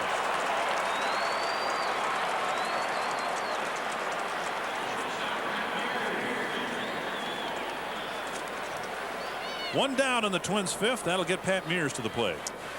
Billy Spires raced back much like an end in a football game, looked over his shoulder, caught the ball going ahead. Turner Ward is playing left field as if he wants no part of that ball in that zone right there. He wasn't within 30 feet of it. Pat Mears spanked a sharp single to center field in his last at bat. Scored on Puckett's double. Or excuse me, on Alex Cole's triple.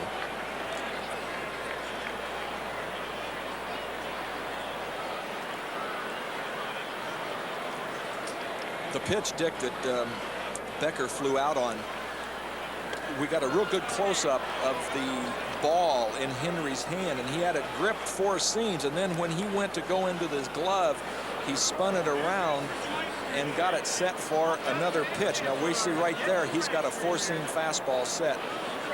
It looked like he turned it to throw some other pitch. Breaking pitch in the dirt. 1-2.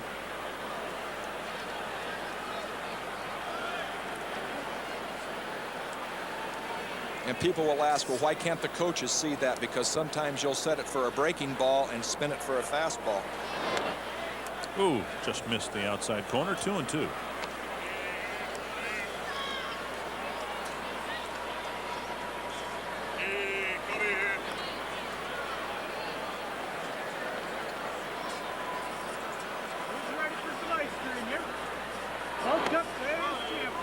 Breaking pitch missing inside. 3-2.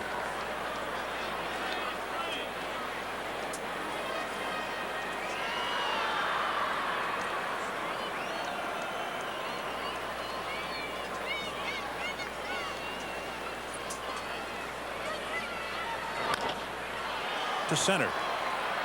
Diaz coming in. That's the second out. And Alex Cole will come to the plate. Mike Fetters, one of the Brewer pitchers who is expected to fill the closer's role. Brewers have four saves. Graham Lloyd has 2 of them. Left-hander. Fetters has 1. Bob Scanlon has the other one.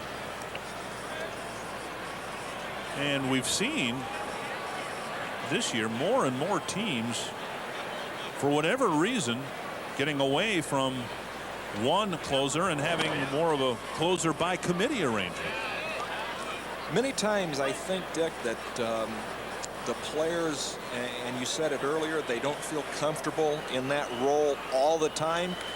Once in a while they can pitch well out of there, but it takes an unusual individual and a very different psychological makeup. And a lot of pitchers just don't have it. And that's not saying that they're a bad pitcher. It's just saying that they don't have the makeup to be a closer.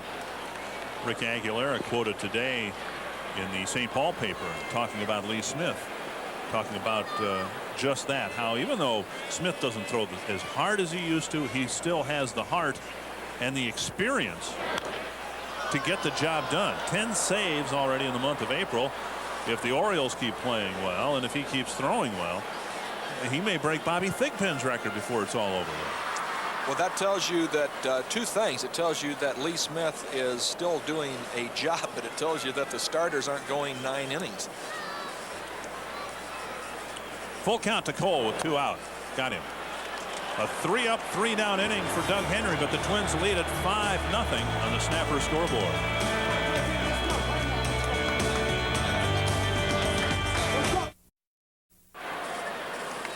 John Jaha, Jose Valentin, and Alex Diaz, the hitters. Here in the 6th, there have been only 2 well-hit balls for the Brewers tonight. The first 2 hitters, Diaz and Spires, each hit line drives that were caught. And that hit Jaha. So now Erickson will have to pitch from the stretch. And if you've watched Twins baseball the last couple of years, you know how he is a different pitcher when he has to pitch from the stretch.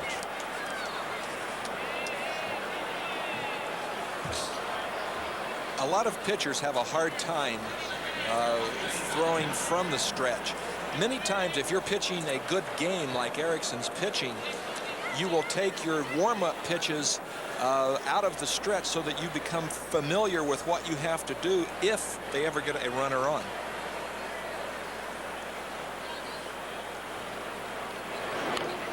Bunt attempt, rolling foul, strike 1.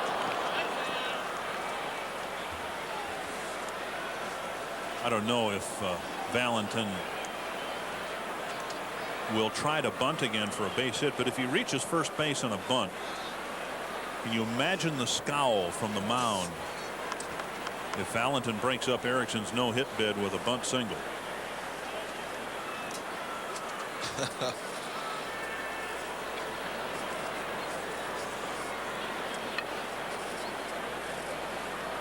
I noticed something there that is a little bit different for Scott from the stretch position. He's opened up a little bit more to the plate. That's what I noticed on his first 2.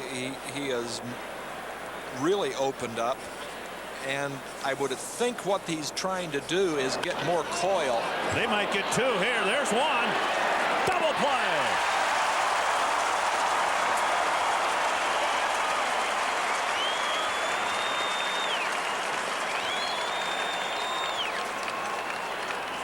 Whatever he did differently, it worked that time. what that does, watch his front shoulder. It's open, and to get back to throw, it's got to close. And when it closes, then you have a better chance of throwing that sinker and getting a good ground ball. 6 no-hit innings for Scott Erickson.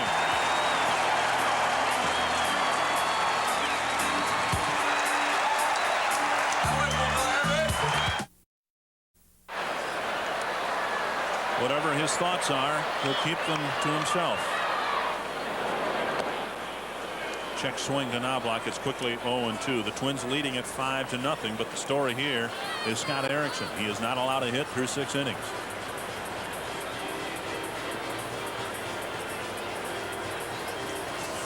Some pitchers, Dick, like to be by themselves when they have a quality game going like this. Other pitchers, just one of the guys on the bench. He's on an obvious roll, and the worst thing that could happen from his standpoint, I would think, would be a long inning where the Twins really put together a 4 or 5 run inning. Yet the way the season has gone this year, you can bet the guys are up there trying to scratch for every run they can get. 2-2. When you're on a roll, you want to get in there, get toweled off, get a drink of water, and get right back out on the mound, because you don't want to leave it. If you leave it, like you said, for too long, the feeling may go. Knobloch called out, and he knew it. Henry's done a good job in his first game of the year. He's faced 4 men and retired 4 men.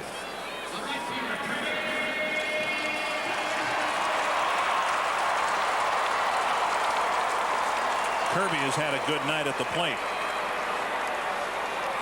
He has cracked 2 doubles, both of them ground rule doubles.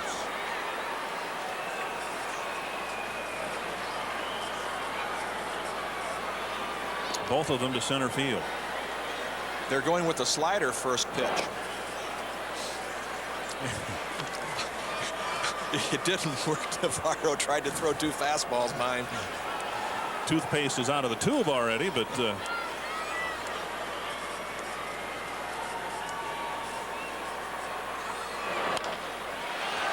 his 3rd hit of the night.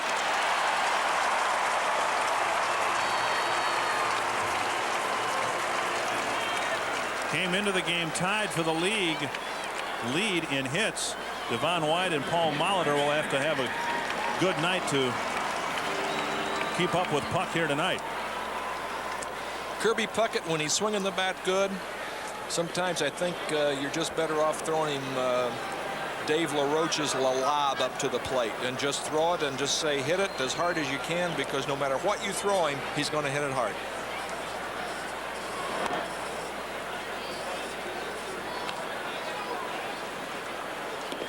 Kirby with his 3rd 3-hit game in the last 4 games. Veteran Jesse Orozco warming up for the Brewers.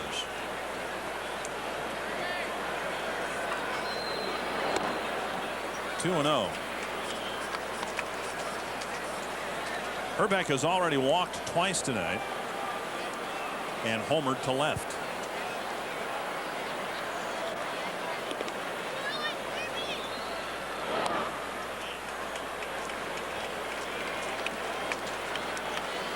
They don't appear to want to pitch Hrbek very aggressively at all.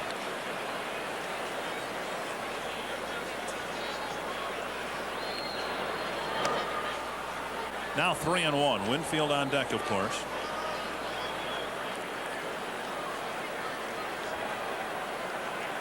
You hate to pitch defensively because you're going to put runners in scoring position, and Dave Winfield is no slouch at the plate either. Now a full count.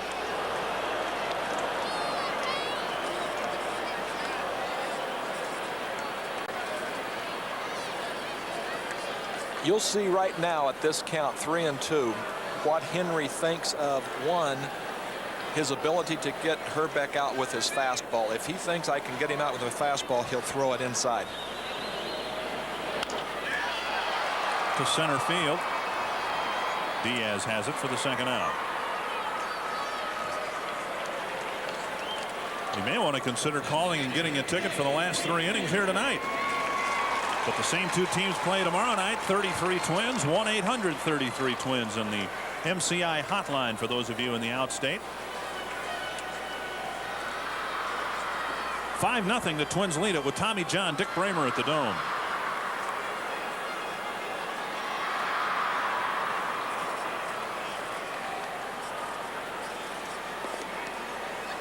Winfield, yes indeed, drove in a run with his walk in the first inning.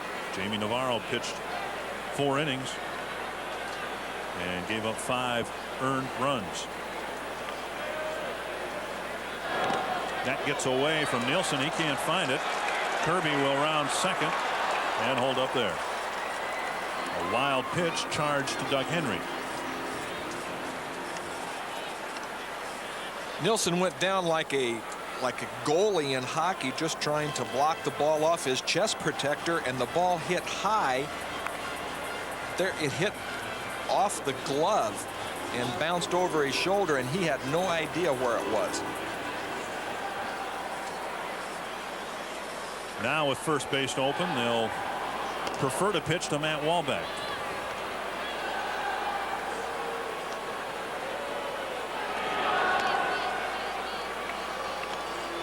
Those balls aren't very far outside, Dick. That one was. Second walk for Winfield, and now Phil Garner will come to the plate. And he's already made the move for Jesse Orozco. Matt Wahlbeck will hit right-handed with a couple of men aboard when we return.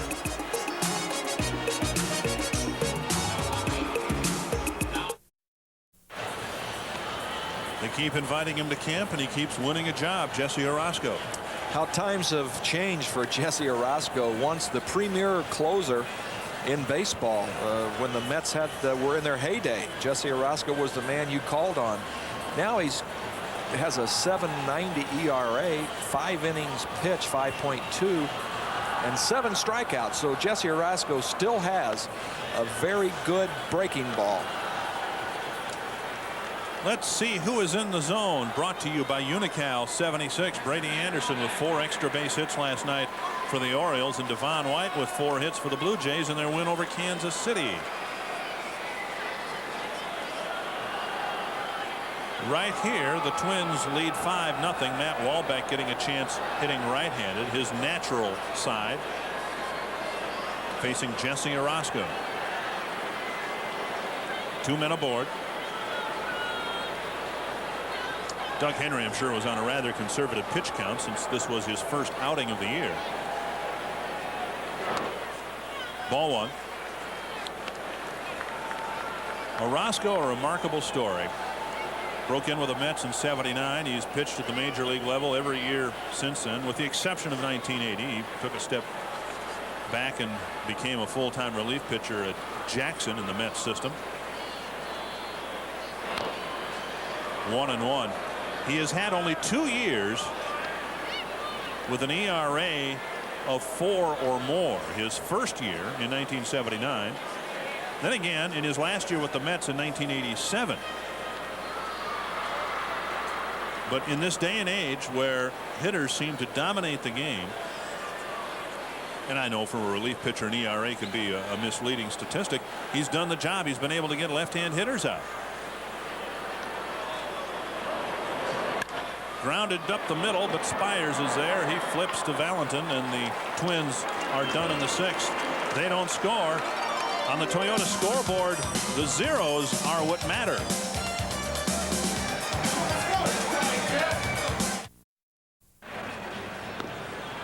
Scott Erickson has faced 1 man over the minimum. He allowed a 1-out walk in the 4th inning to Bill Spires. Spires was left on base, and it's Spires who will lead off the 7th, with Scott Erickson 9 outs away from a no-hitter. It'll be Spires, Ward, and Vaughn, the 2, 3, and 4 hitters for Milwaukee.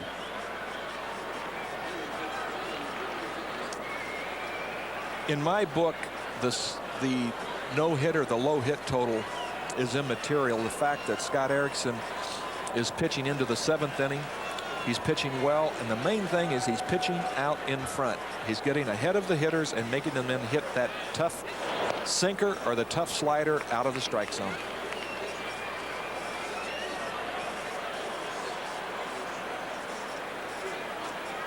The only other Brewer to reach was John Jaha, who was hit by a pitch leading off the 6th inning. 1-1 to Spires.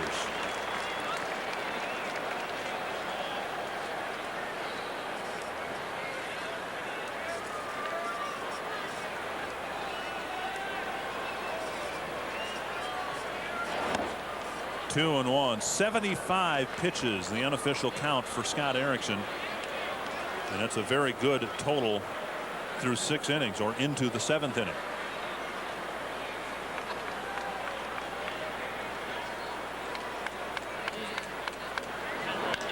To left, Cole going back. He's got it. One away in the 7th. Donruss Card Book Day coming up Sunday, May 1st. The Twins wrapping up the homestand against the Blue Jays. The first 15,000 fans, 16 and under, get a baseball card book and 8 Twins trading cards, courtesy of Donruss and the Twins. 33 Twins or 1-800-33-TWINS, the numbers to call. And we will certainly understand if you wait until the bottom of the inning to call. Coming inside and missing ball 1. He's pitching well inside. I'd really like to see that. He's throwing the ball, starting it in off the plate a good 8-10 inches and making those hitters give a bit. 2-0. For the most part, Erickson's kept the ball in the infield. The fly ball that Spires hit to Cole, only the 4th ball hit to the outfield. But now a 3-0 count to Turner Ward.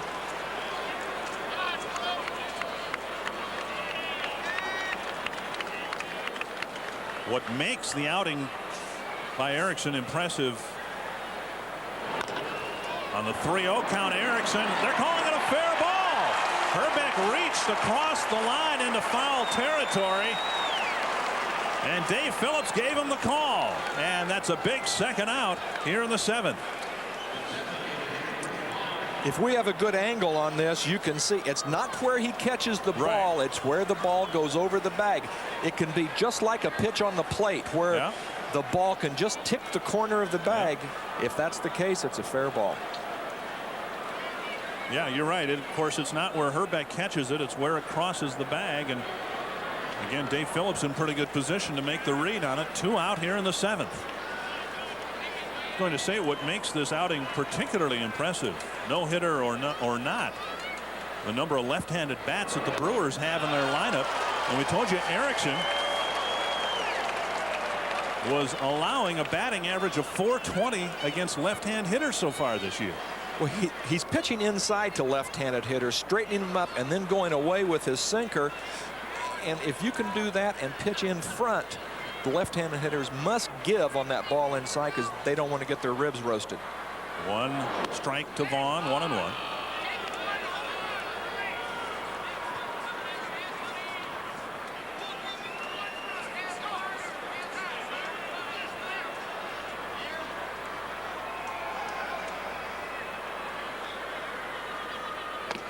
Breaking pitch for a strike, 1-2. He's had good command of his breaking ball all night tonight.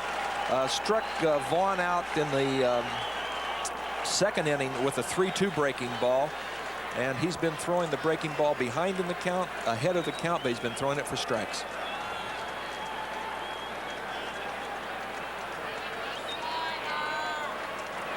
Seven no-hit innings for Scott Erickson.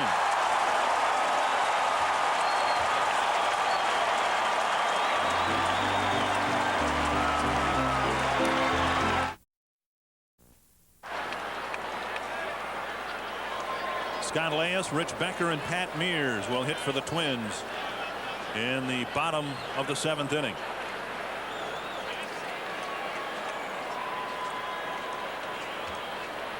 Elias has not gotten a ball out of the infield so far. He's left 7 men on base, but the Twins so far haven't needed any of those runners.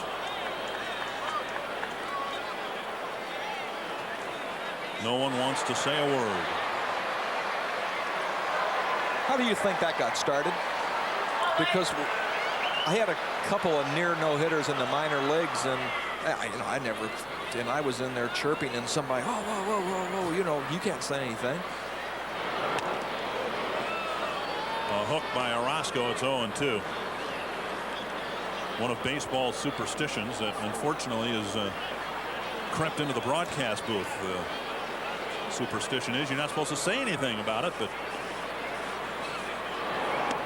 Erickson focused on the game, certainly not tuned into us. Somebody they got on Skip Carey the other night when he was Merker was throwing the no-hitter. Yeah, and they said you're announcing a no-hitter, and he says, well, yeah, he said that's what we're up here for. Announce the game. 2-2 to Leyes. As you look at Jesse Orozco pitching to Leyes, we have this note: Dave Righetti, who has more saves than any other left-hander in Major League history, was released tonight by the Oakland A's.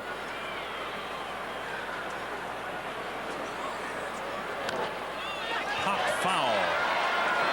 Jaha and Nilsson look at each other. It's Jaha's play, and he makes it. Righetti 8th on the all-time saves list with 252. Made 7 relief appearances for the A's this year.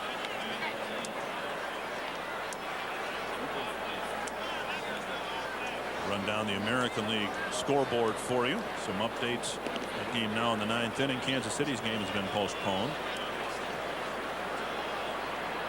The A's will play later tonight, as will the Mariners and the Yankees, the Orioles and the Angels. Dave Righetti had a no-hitter back on the 4th of July. What was it, 1983 at Yankee Stadium. Converted to a relief pitcher the next year. Struck out Wade Boggs to end the ball game. Rich Becker hitting right-handed against Orozco, taking ball 1-1. Becker's had only a dozen right-handed at bats, and he's hitting .417.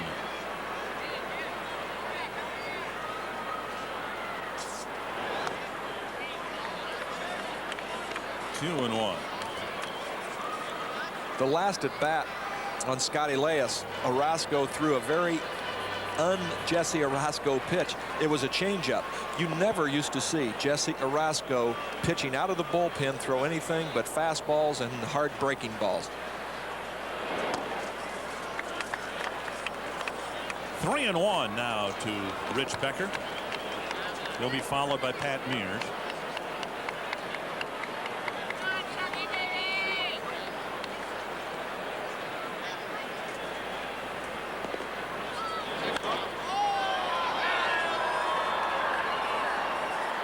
Full count, and we'll update you as well on the National League games that are in progress.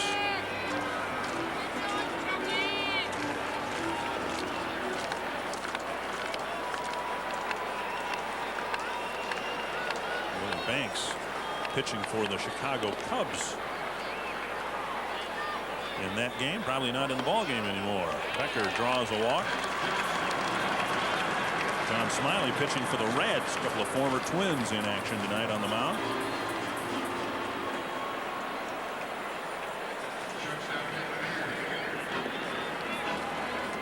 Becker at first, 1 out. Mears coming to the plate.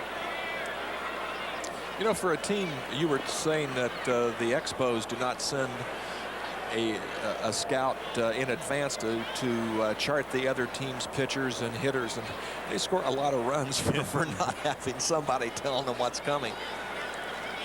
Maybe that's the way to go. Just say, guys, see the ball, hit the ball. That's right.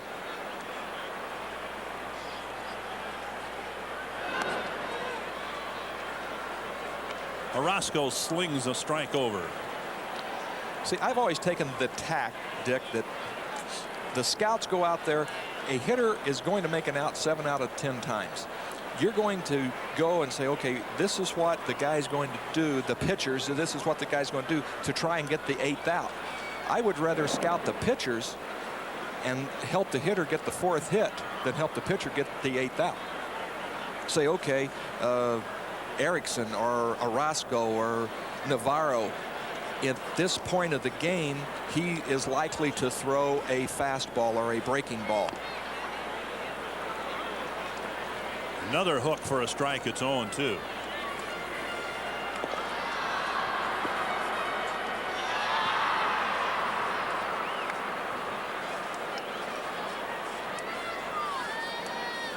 Twins leading it 5-0. Twins getting a run in the first, a run in the second, a run in the third, and 2 in the fourth.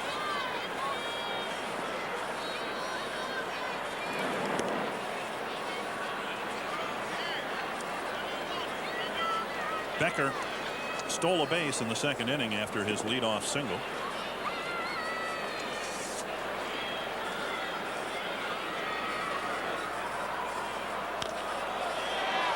High fly to short left. Turner Ward has it for out number 2. Let's see what happened this day in baseball history. Brought to you by Champion Auto Stores and Crown Auto Service Centers. Mickey Hatcher going 5 for 5. Frank Viola pitching the Twins to a win.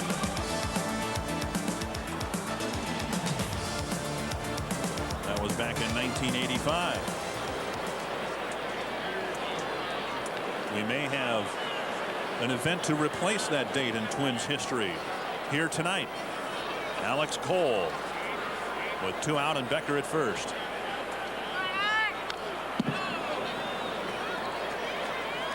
Strike 1 to Alex Cole. Would you say that Mickey Hatcher played the game with enthusiasm? I saw Mickey Hatcher get 9 straight hits when he played for the Twins. One of the great front foot hitters of all time. He was. You couldn't walk him.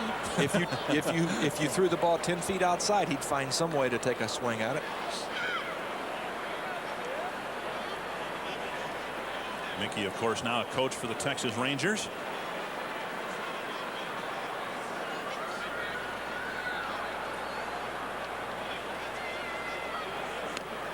Breaking pitch missing inside. 1-1 to Cole.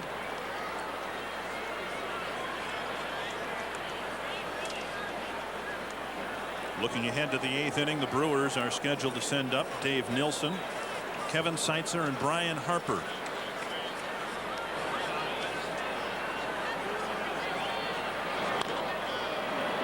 Now 1-2. Cole, coming into the game, had done a very good job in the leadoff spot. He's a very picky hitter, and he gets called out on strikes a lot. The strikeout in the 5th inning, his 15th K of the year. A lot of those uncalled third strikes. But he had also walked 15 times and had an on-base percentage of .432 coming into the game.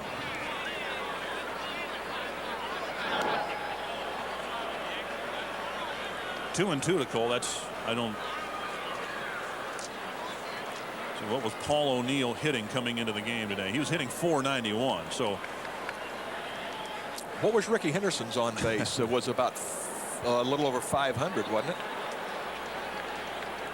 Yeah, O'Neill's on base percentage .571. And Ricky's in the top 10. Full count now to Cole. If Cole should reach, Knobloch would come to the plate. And you wonder how impatient Scott Erickson is right now. It's been a long half inning, even though the Twins have not gotten a runner to second base. There goes Becker. There's a swing and a miss by Cole. So we go to the 8th inning with the Twins leading 5-0, and the Brewers still in search of their first hit on the home Oaken Leather scoreboard.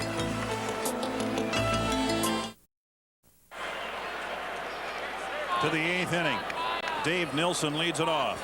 First pitch low, a ball. Nilsson has tapped back to the mound twice.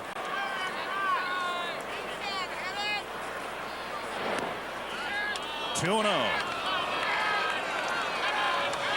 Now's not the time to get tight with your strike zone, Dale Scott. That was a pretty good pitch.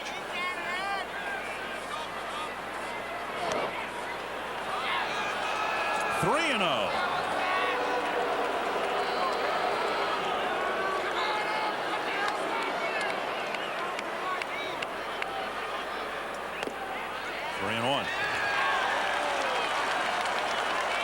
Talking during the last break, the fans have been distracted because the Twins have not played very good baseball so far this year, but not tonight. Between every pitch, a hush falls over the crowd. Everyone riveted on Scott Erickson. A leadoff walk here in the 8th inning. The second Erickson walk, the third Milwaukee base runner. Now a couple of right-handed hitters, Kevin Seitzer and Brian Harper.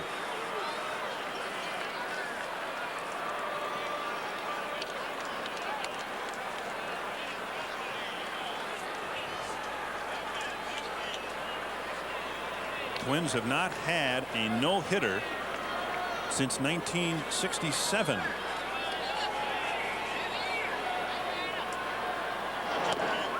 Seitzer late on the fastball.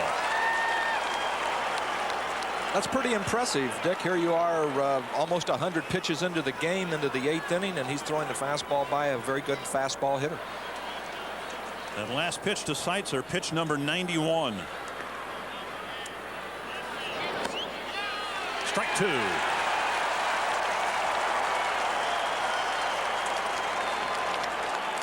And the people at home are watching that. They're saying, how can the guy take a fastball on the outside part of the plate?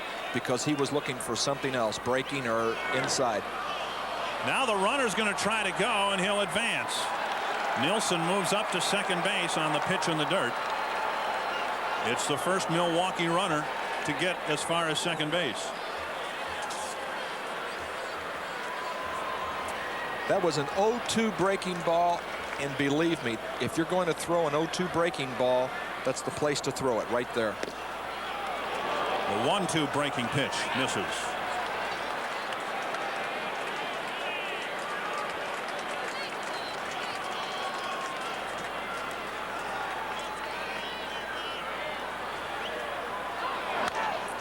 Herbeck knocks it down, fumbles it, but makes the play.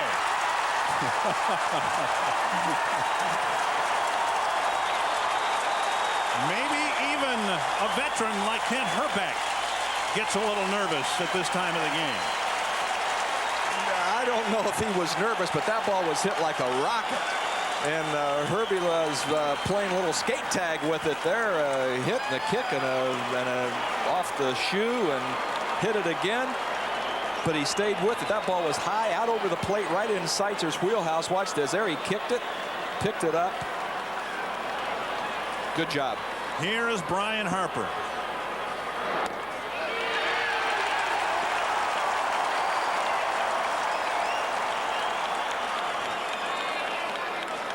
A ground ball to second and a fly to left for Harper tonight.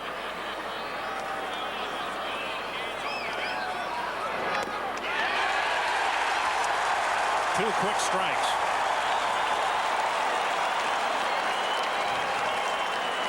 Harper was looking breaking ball. He had to be looking breaking ball on those two pitches because they were fastballs out over the plate. And at least off me, Harper loved that ball. Check swing, no swing.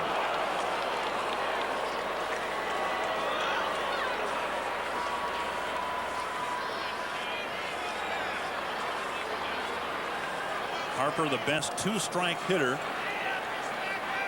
in the American League. And that's one of the reasons why.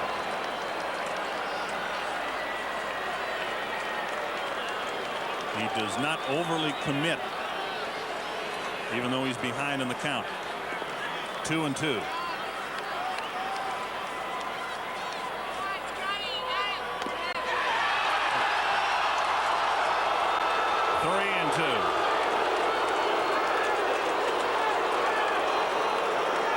Scott Erickson a little disgusted with that call by Dale Scott. That was a pretty good pitch, people. Well, I'm telling you that the inside half of the ball hit the outside part of the plate. Grounded foul. See how quick Harper is. That pitch was up and in and was probably ball 4.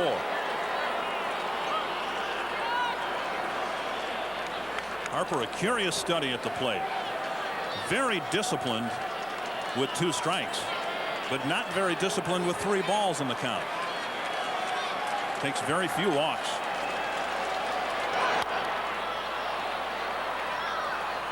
but year in and year out, one of the toughest hitters in baseball to strike out. As evidence right there, that was a real good 3-2 breaking ball. He just reached out and flicked it. The pitch before that was something up and in, and he got his hands inside the ball and fought it off. Harper is doing a good job of hitting here in the 8th inning. Got him looking.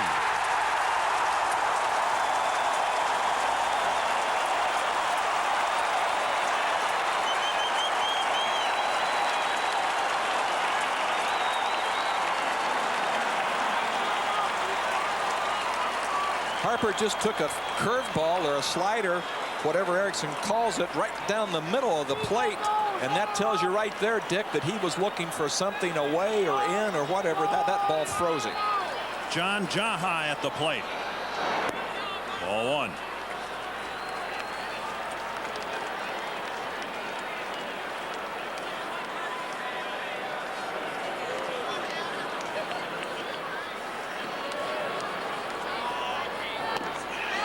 There's the outside corner, 1-1.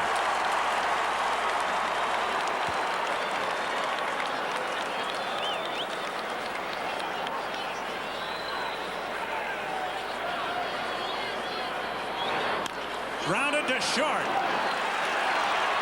3 outs to go.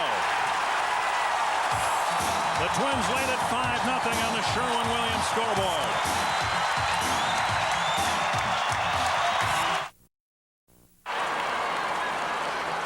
For the first time since 1967, a Twins pitcher will take a no-hitter into the 9th inning.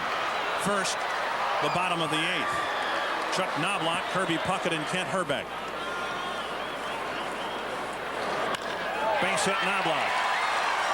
His 3rd hit of the game.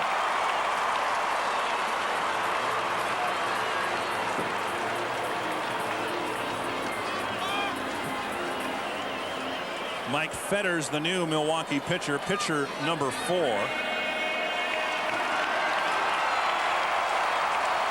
He comes into the ball game in relief of Jesse Orozco, who relieved Doug Henry, who relieved Jamie Navarro. Puckett at the plate, looking for his 44th 4-hit game.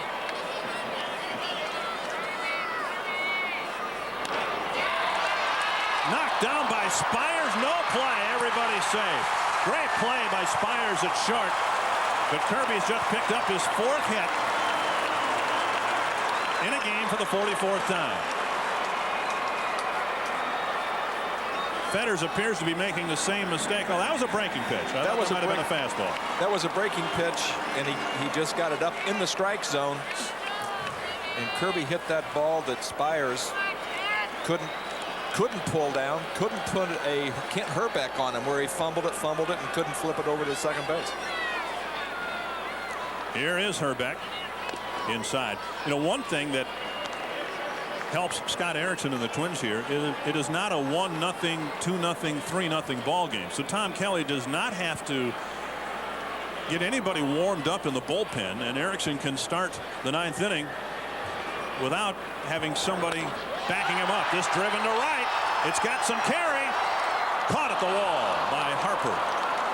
And the runners will retreat.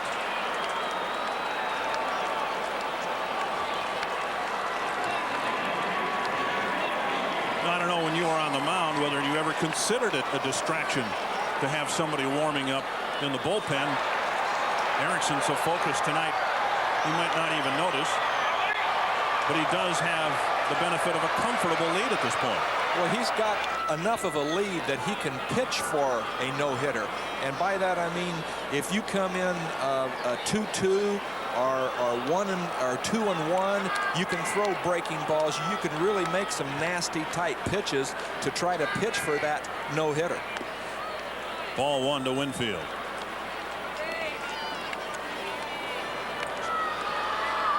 The reason being, if you walk the hitter, so what?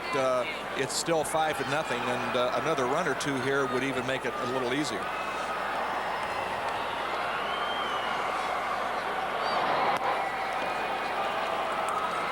(2-0) to Winfield. Twins have a dozen hits tonight. The Brewers have none.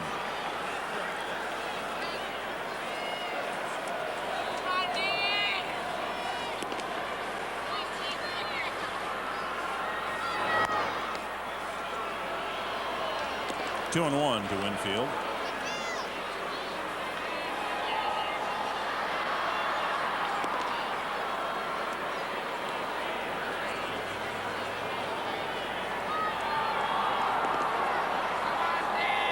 Winfield saw Dave Righetti's no-hitter in 1983 with the Yankees.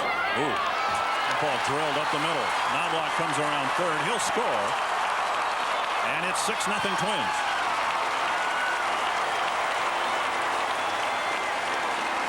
Third hit of the inning against Mike Fetters. And 4 well-hit balls. Fetters definitely hasn't been fooling anybody, and he possesses a pretty good sinker. And he threw that ball down and out over the plate, and that's where I've seen Dave Winfield hit numerous balls from right center over to left field, and when David does that, he's a good hitter.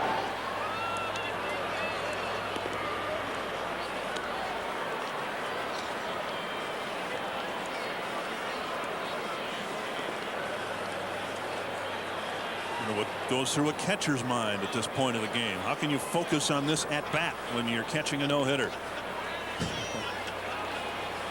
Sometimes it's more nerve-wracking for a catcher. Sure. Especially here is his first year in the big leagues, and he's in there, and now he's got a no-no going into the 9th inning.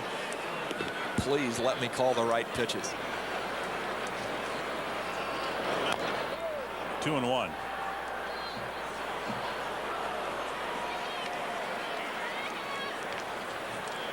Looking ahead to the bottom of the 9th. The scheduled hitters, the number 9 hitter, Jose Valentin. Then the top of the order, Alex Diaz and Billy Spires. 2-2.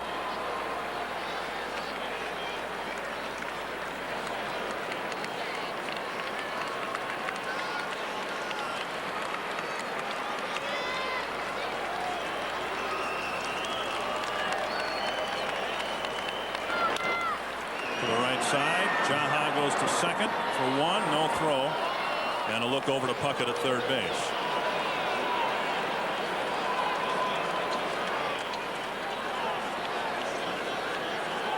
Here's a look at some low hit history for the Twins. The 3 no-hitters. Jack Kralik the first. Dean Chance pitching a 5-inning no-hitter in 1967, his first no-hitter. And some one-hitters, and the one-hitter in 1991, Scott Erickson shared that with Mark Guthrie. In 1992, Erickson threw a one-hitter. The only hit was by Tom Brunansky, who is currently on the bench for the Brewers. And also, remember in 1991, Scott Erickson had a scoreless inning streak of 30 1/3 innings. That streak was broken on a Tom Brunansky 3-run homer. Swing and a miss by Leas, 1-1.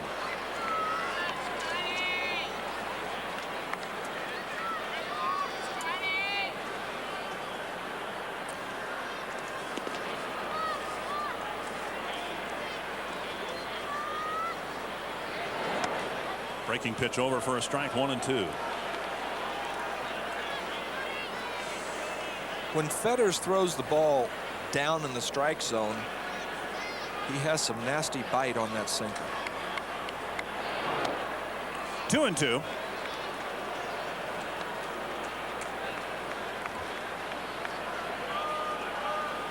Probably a good thing right now that Kirby Puckett's at third base. He's always talking, and you can only imagine what he might be tempted to tell Scott Erickson at this point. But he's on the bases. He's not in the dugout, so Erickson can't hear him. Rolled back up the middle. Spires will tap the bag, and we'll go to the 9th inning. Scott Erickson 3 outs away from a no-hitter.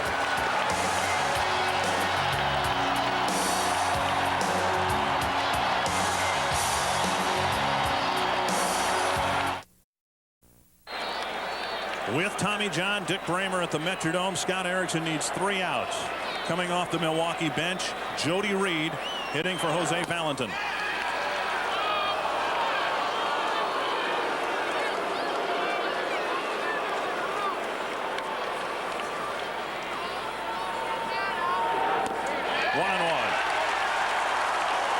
6 years in the major leagues, how many no-hitters have you seen? I have seen one. John Candelaria on a Monday night game of the week pitched against the Los Angeles Dodgers. Reed holds up 2-1. Joe Horland pitched one when I was with the White Sox, but I was in Terre Haute, Indiana on Air National Guard duty. And when they told me that he pitched a no-hitter, we had such a horrible hitting ball club, I asked the question, did we win?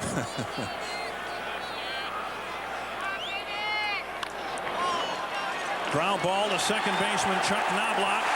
We welcome those of you joining us around the country. Scott Erickson has a no-hitter for 8 1/3 innings. Dick Bremer and Tommy John from the Metrodome. The Twins have not had a no-hitter since 1967. We go now to the top of the Milwaukee lineup. Alex Diaz, he'll be followed by Bill Spires.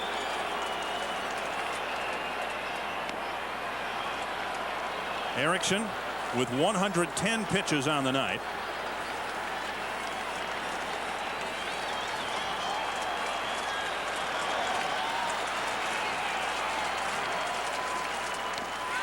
One and one.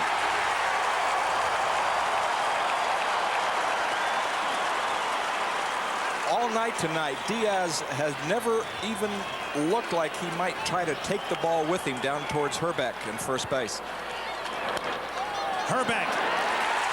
And Erickson is 1 out away.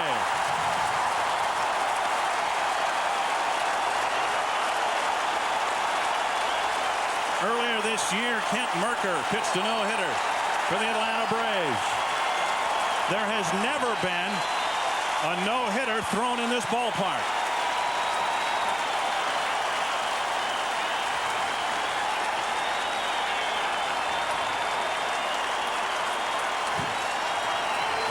You don't think Erickson's ready? He was ready to pitch, and Spires wasn't even close to being in the batter's box yet.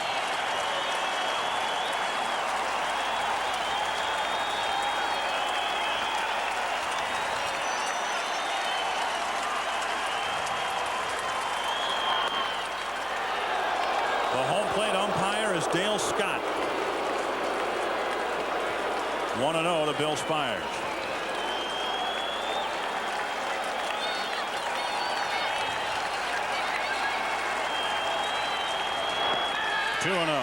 Erickson has walked 2. He has hit 1 man. One of his walks was to Bill Spires in the 4th inning.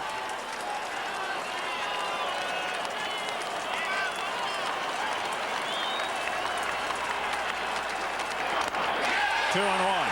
There have been 2 well-hit balls, nothing close to a hit. Diaz started the game with a line out to center field. Spires followed that up with a line drive to Scott Leyes. Both balls very well hit the first 2 outs of the game. Now Erickson trying to get the 27th out. 3-1. If Spires should reach, Turner Ward would be next.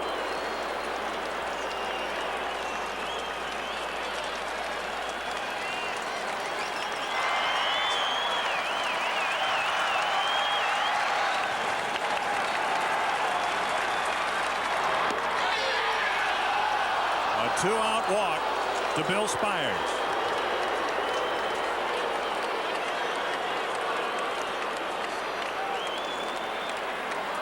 Ward on the night, 2 ground balls and a strikeout. The score incidental at this point, but the Twins are leading 6-0. Dick Erickson made excellent pitches. Even when he was behind in the count, he didn't give in and just lay a fastball down the heart of the plate. He pitched tough. Inside, ball 1.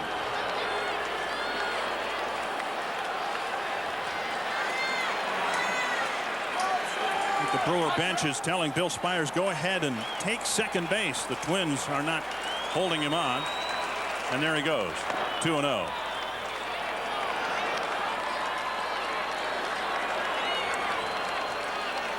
We had a manager with the White Sox, Al Lopez, would tell the pitcher to wind up right now. If you feel better winding up with a lead and you're in the last inning, wind up, forget the runner. 2-0 to Turner Ward. 3-0. Greg Vaughn on deck.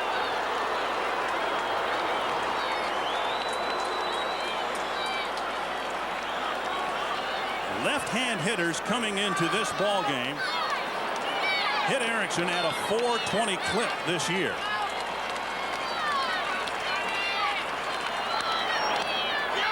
And the Brewers started 5 left-hand hitters in their lineup tonight.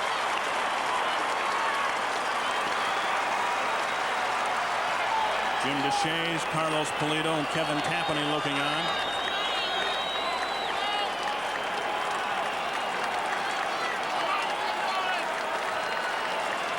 Three and 1. 3 and 2.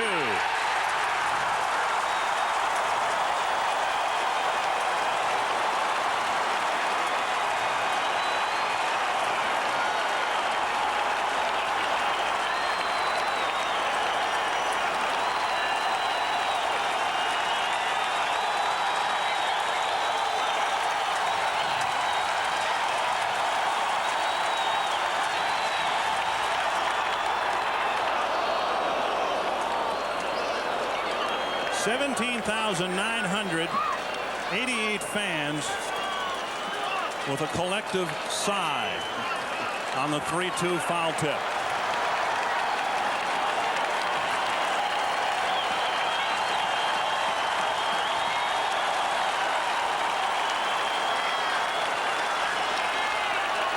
Now Ward asks for time.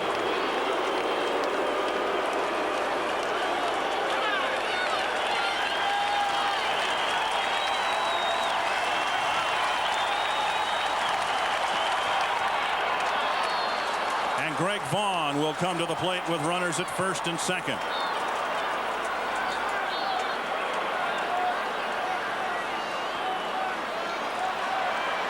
Vaughn playing his first game since his rehab assignment earlier this week in Beloit, Wisconsin.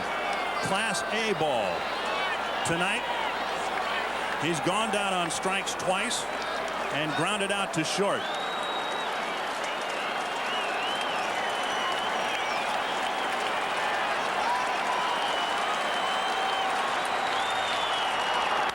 Popped foul, strike one.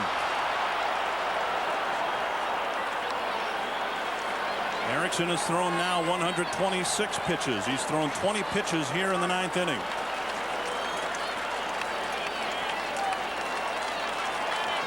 And he still has good life on his fastball. That's good to see.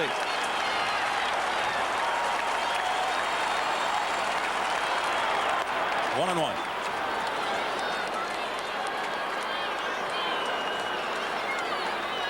With his 3 at-bats tonight, Vaughn is just 3 of 10 this year.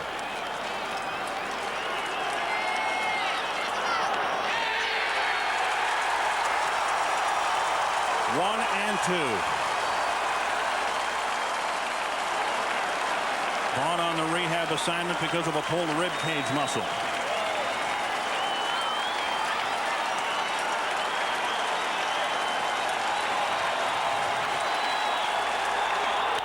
Fly ball left field. Alex Cole coming in. Meters going out. Cole has it. Erickson has his no-hitter.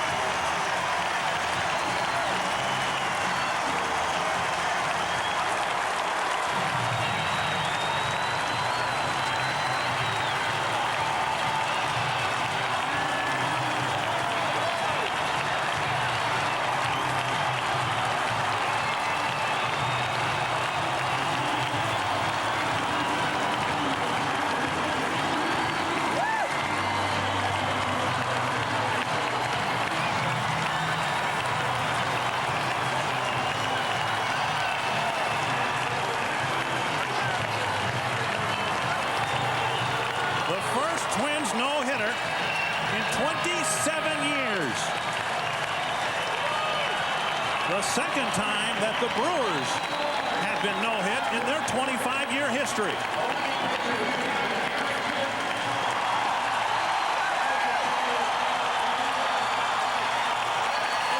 Scott Erickson trying to regain the magic, as we referred to it in the open of our show, Tommy. A very outstanding 1991 season, a 20-game winner, and since then he has struggled to get into his rhythm. And how about Matt Wahlbeck? You saw Tom Kelly congratulate the rookie catcher. What a great thrill for him.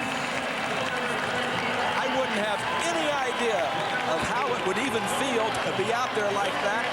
But Scott Erickson has too good a stuff, and we've said this before. He has some of the best stuff I have seen, and he is a quality pitcher, and if he just gets his confidence, and a game like this can get him off and going.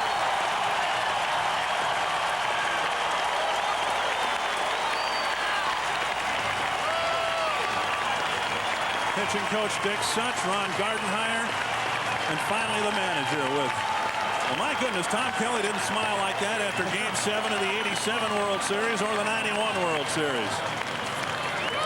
And what a big moment for Scott Erickson, no-hitting the Milwaukee Brewers.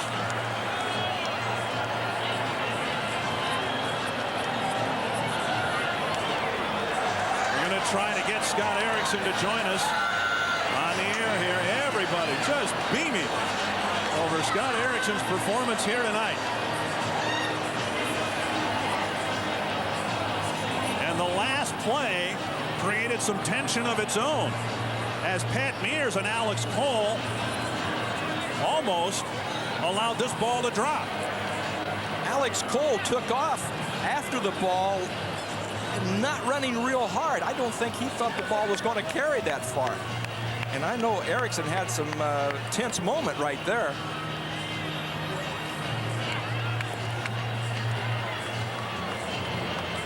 That's great. Golly. Everybody pouring off the bench.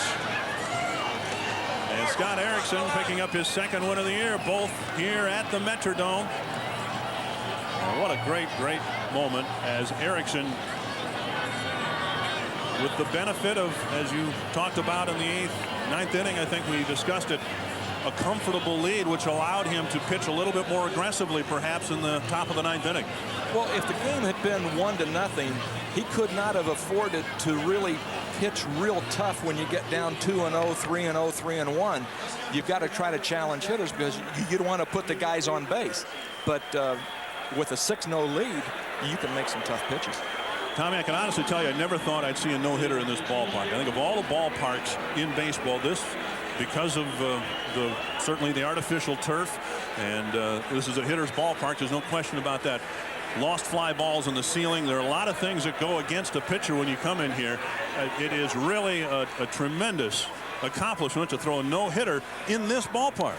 I thought it was a great accomplishment if you threw a shutout in this ballpark, right. Let alone a no-hitter. Well, let's join the man of the hour, man of the year, Scott Erickson. Congratulations. Can you hear us, Scott? No, I can't hear a thing. Okay. All right, Scotty, we're going to keep talking right, to you. I got you. You got us? All right. Congratulations. What a great thrill. I got lucky, I think. Had some balls hit pretty hard, but they're right at people, and then it didn't seem like too many the softer hits fell in and got where people couldn't get to them. To be honest, there really only were a couple of well-hit balls, but the first two outs of the game, did that kind of maybe set an omen for you? I thought maybe this is my night. Well, that kind of helps out. You go out there and guys hit two bullets and they're right at people, and you seem to kind of luck out. And the guys put some runs up early, which really helped out. And I just kind of went out there and tried to throw strikes. Well, you had the 18,000 fans here and everybody up in this booth squirming in the ninth inning. Let's get to the last out after a couple of walks. You got 2 strikes and Greg Vaughn, and your thoughts as you delivered the pitch and watched it caught by Alex Cole in left field. I kind of hung it, actually. It wasn't a very good pitch. I think I got lucky right there. Wanted outside a little more, but I was a little nervous right there. I thought they were going to run into each other right there. But. In the 8th inning, Scott, again, you had a leadoff walk and then a ball hit pretty hard by Seitzer to Kent Herbeck, and Kent had some problems with it. Were you concerned at all at that point? No, he kept it in front of him, did a great job. I You know, it takes a lot more things than some good pitching and some good pitches to get a no-hitter. It takes everybody on the bench and everybody out in the field to do their job and make some good plays like Kent did on that one. Have you made any significant changes in your delivery or your approach, Scott, from the first? I haven't changed anything since my last start or the previous 3 starts. I had a little bit better slider today. I think it was more reminiscent of the years past, but you know, previously, you know, it just felt a little better. I had a little different grip on it, and you know, you get lucky once in a while. Well, Scott, congratulations. We know that there are a lot of people who want to talk to you, and I know there are a lot of people that you want to talk to, including your mom. I would imagine you'll spend some time on the phone with her tonight. Well, hopefully she got to watch it tonight. I don't know if she did or not, because usually I talk to her the night before I pitch, but we got in late last night, and I didn't want to wake her up. So hopefully everything worked out pretty good. Scott, congratulations. You gave us all a big throw. Thank you. All right, Scott Erickson throwing a no-hitter tonight, and the Twins winning it 6-0. A tremendous effort by Scott Erickson, and I think that those first 2 outs might have been more significant than maybe Scott would allow, because he's been struggling. Everybody knows that. A lot of hits. Anytime a league is hitting close to 400 against you, as was the case as Erickson entered the game here tonight, to have a couple of bullets hit right away, but right at people, I would think would really boost your confidence. As a pitcher that has pitched poorly and in tough luck, when you're struggling and you get some balls hit hard, when they're caught, you go, whew, that's really good. And then if any one of those 2 balls, or both of them, would have been in, now Erickson's saying, here it goes again. Right. You know, I'm having one of those nights. I made a couple pretty good pitches, and I can't get the ball hit at guys. But it takes, like he said, it takes a little luck and some good pitching, too. An outstanding job tonight by Scott Erickson. We'll be back to wrap up an historic night in Twins history in just a moment.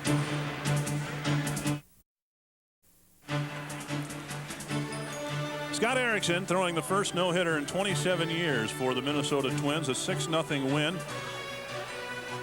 We'll worry about what this might do to the pitching staff in terms of boosting their confidence tomorrow, but clearly the story tonight. You know, I'm nervous. I'm still shaking. You're a 26-year veteran. I don't expect you to be nervous, but you were telling me that you still got the butterflies. Well, you like to see him pitch well, and no-hitters, it just doesn't happen every now and then, you know, and he has struggled. And I know I've seen him on the road. I've seen him work, and he works hard. He's a competitor, and you love to see good people. You love to see good things happen to good people, and Scott Erickson is a good person. Well, shall we on camera here debate who should be our player of the game?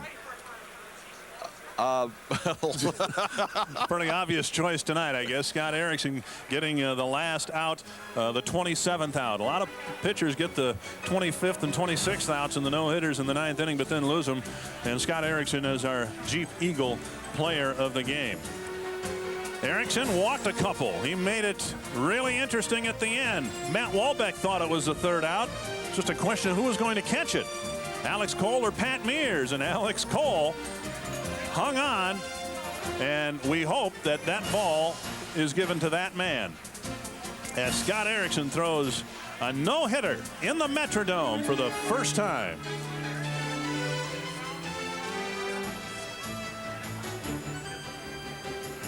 "6-0, the Twins win it. We thank our tremendous crew here at Dome Vision, and we'll see you again tomorrow night.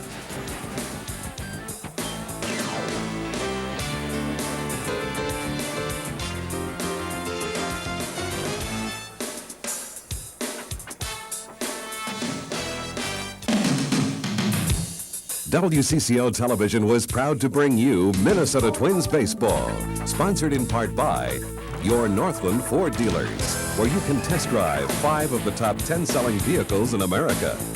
By Subway.